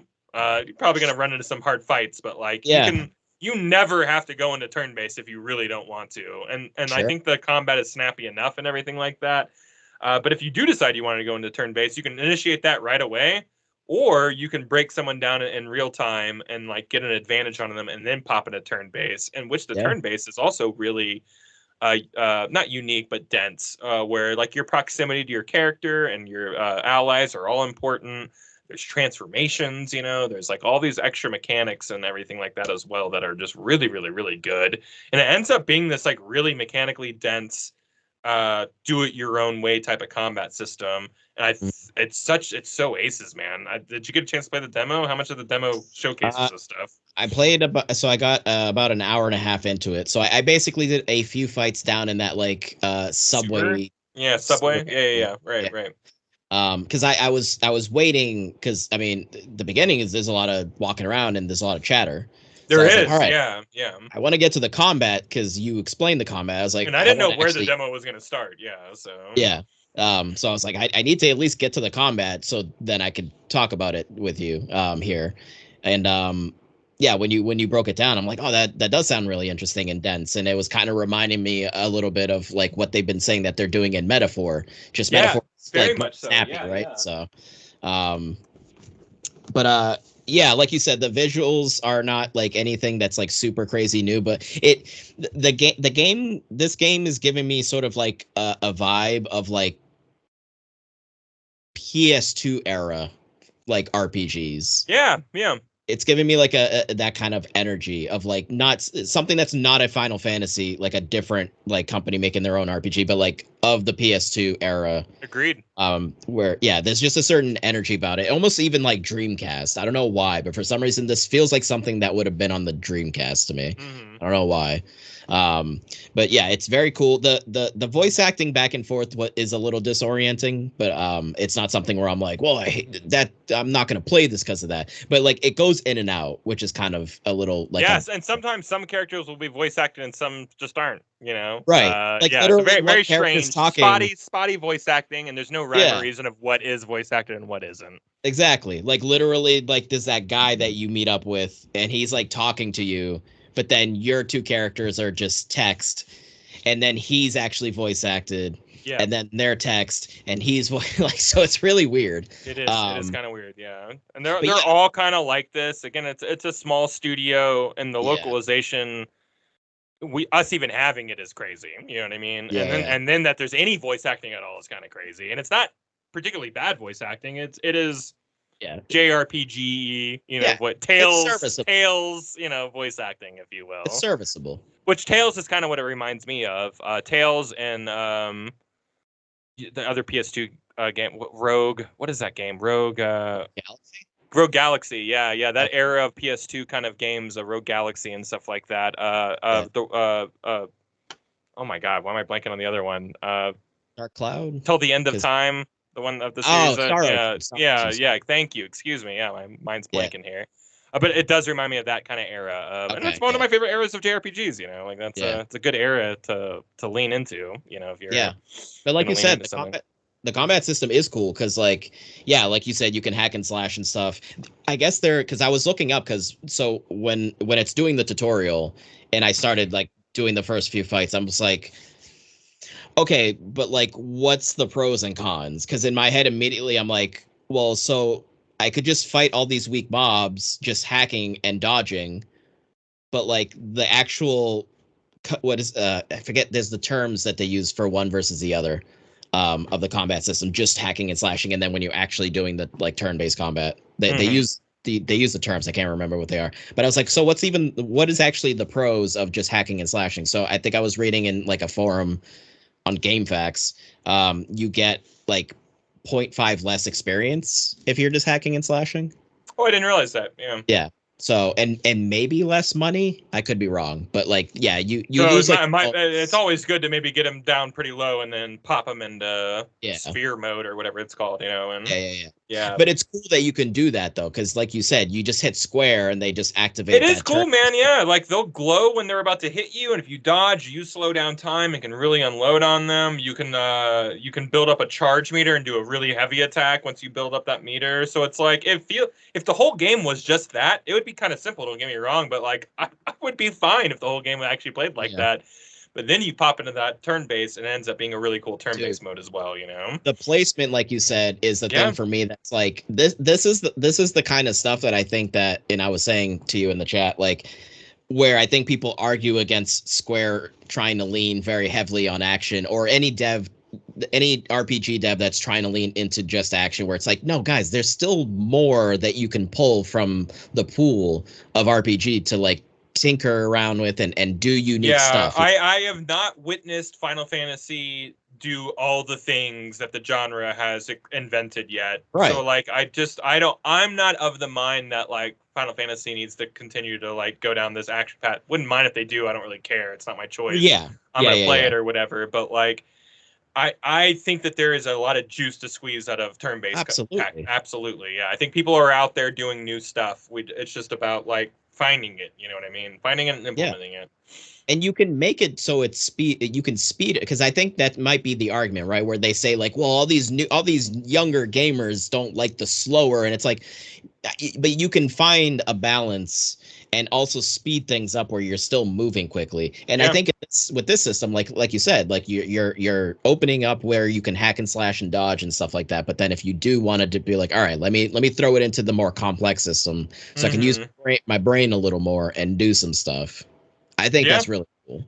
Yeah, So I mean, whenever you're hack and slashing, like whenever a hit lands on you, I think you take double damage.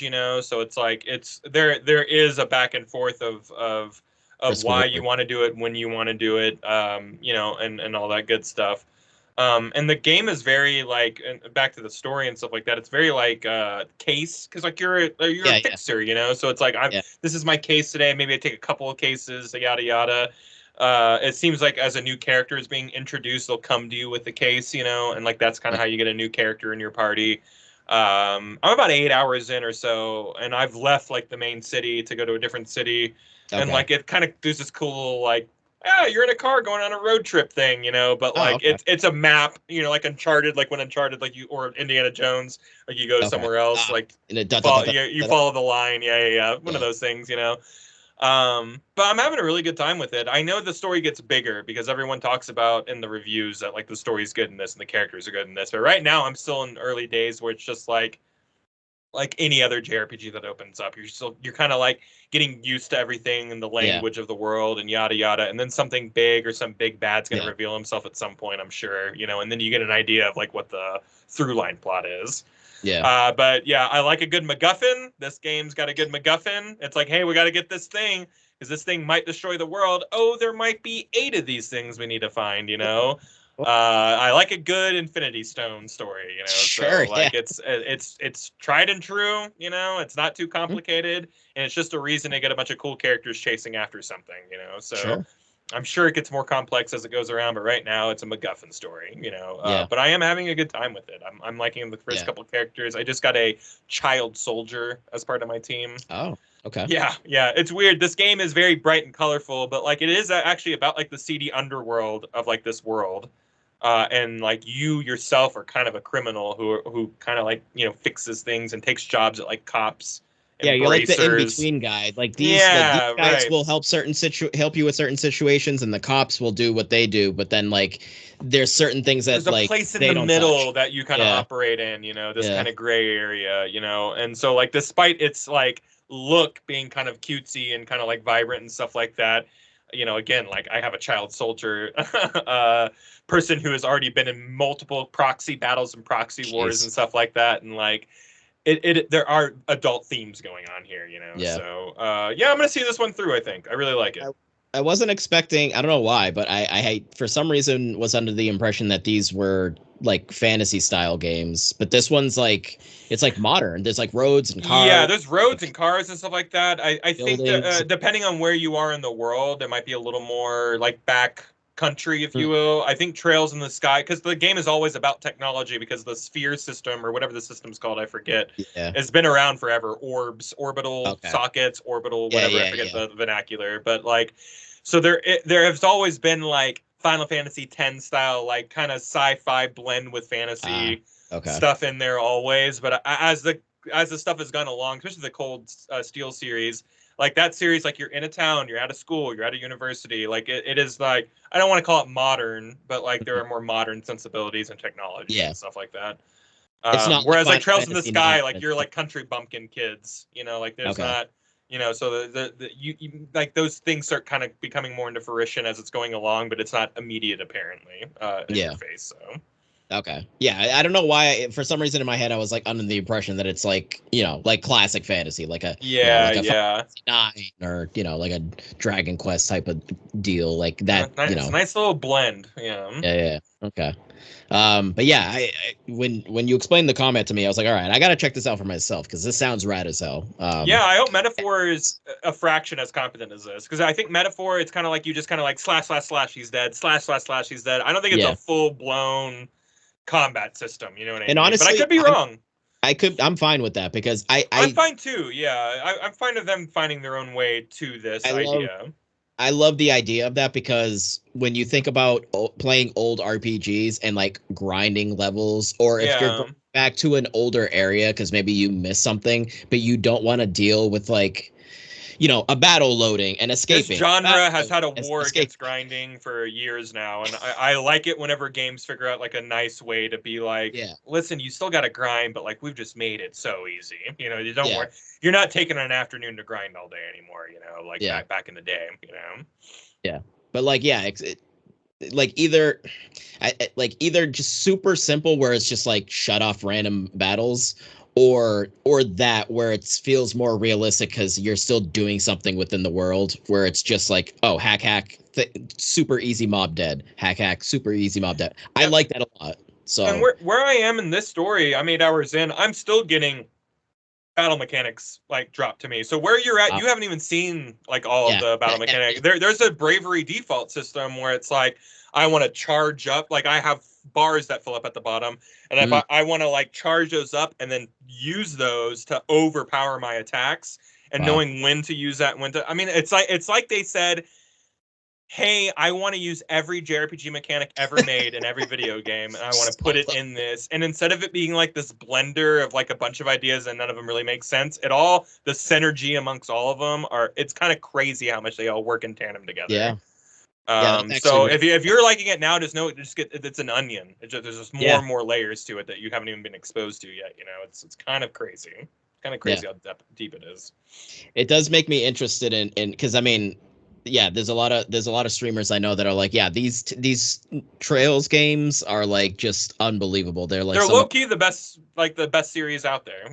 Like yeah, it's just excellent stories and stuff like that. So I'm like, yeah. wow, I mean, the last episode because you weren't here, I had mentioned that I read an article where the I think the CEO or whatever was like, so we know that like a lot of these are older, they're harder to get your hands on, so we're looking into like remasters and kind of doing it That's so it's awesome. Yeah. figuring something out, you know what I mean? So You that's can exciting. get every single one of these games on Steam, which is good. Okay. Steam's Okay. not going anywhere, but like not everyone has the ability to buy. Right. Like I would love for a PlayStation player to be able to download the original three Trails in the Sky games. I think that'd be so Yeah. cool. So I think we deserve it. We deserve Yeah. it. Yeah. Yeah, I mean, clearly with this game over time getting a growing fan base, I think it's Yeah, I think that's that by the great. time Trails of Cold Steel came out, I think people were pretty Yeah, aware of what this series was. Yeah, yeah, and I think it can coexist side by side with like your Tales series, like that, where it's like yeah, these double A, single A, JRPG games that don't really live up to the budgets of Final Fantasy or even Dragon Age, you know, or Dragon Quest, but like can occupy a space right underneath that, because I think there's room for that, man. I don't think every game needs to be the prettiest looking game in the world, you know. Not everything needs to. I'm getting more out of this game, which looks like a 2014 game, than I am most games that I'm playing right now. So yeah. That's right. That's why new games suck it. We're not playing them. We're playing new old games. You suck. No one's playing Star Wars Outlaws when it comes out. That's stupid. That woke crap. No one's playing. No one's playing Dragon Age when it comes out. Everyone's pansexual. Woke. No thanks. Just dropping the W bomb. We're just dropping W's over here, man. No one wants all this crap, man. Give me my schlocky old games, please. That's right. That's right. Yeah, we know that these old games were like the most progressive, of course. Yeah, right. Yeah. Not spoon feeding us nonsense. But anyways, lots of RPG talk. I love RPGs, so this was fantastic. I love it. Yeah. Just all about role playing. I'm all about the role playing, Kyle. Big fan. Great. Yeah. Yeah. I like it too. It is good. Yeah. In the bedroom, out of the bedroom, whatever your favorite. Wherever. Wherever it makes you happy. No judge. Wherever it makes you happy. No one's judging. It's 2024. There's no kink shaming anymore. Listen, I don't want to yuck anyone's yum. Okay. So I don't like that saying at all, but I'm glad you said it. Well, I said it. It's there. So it's out there now.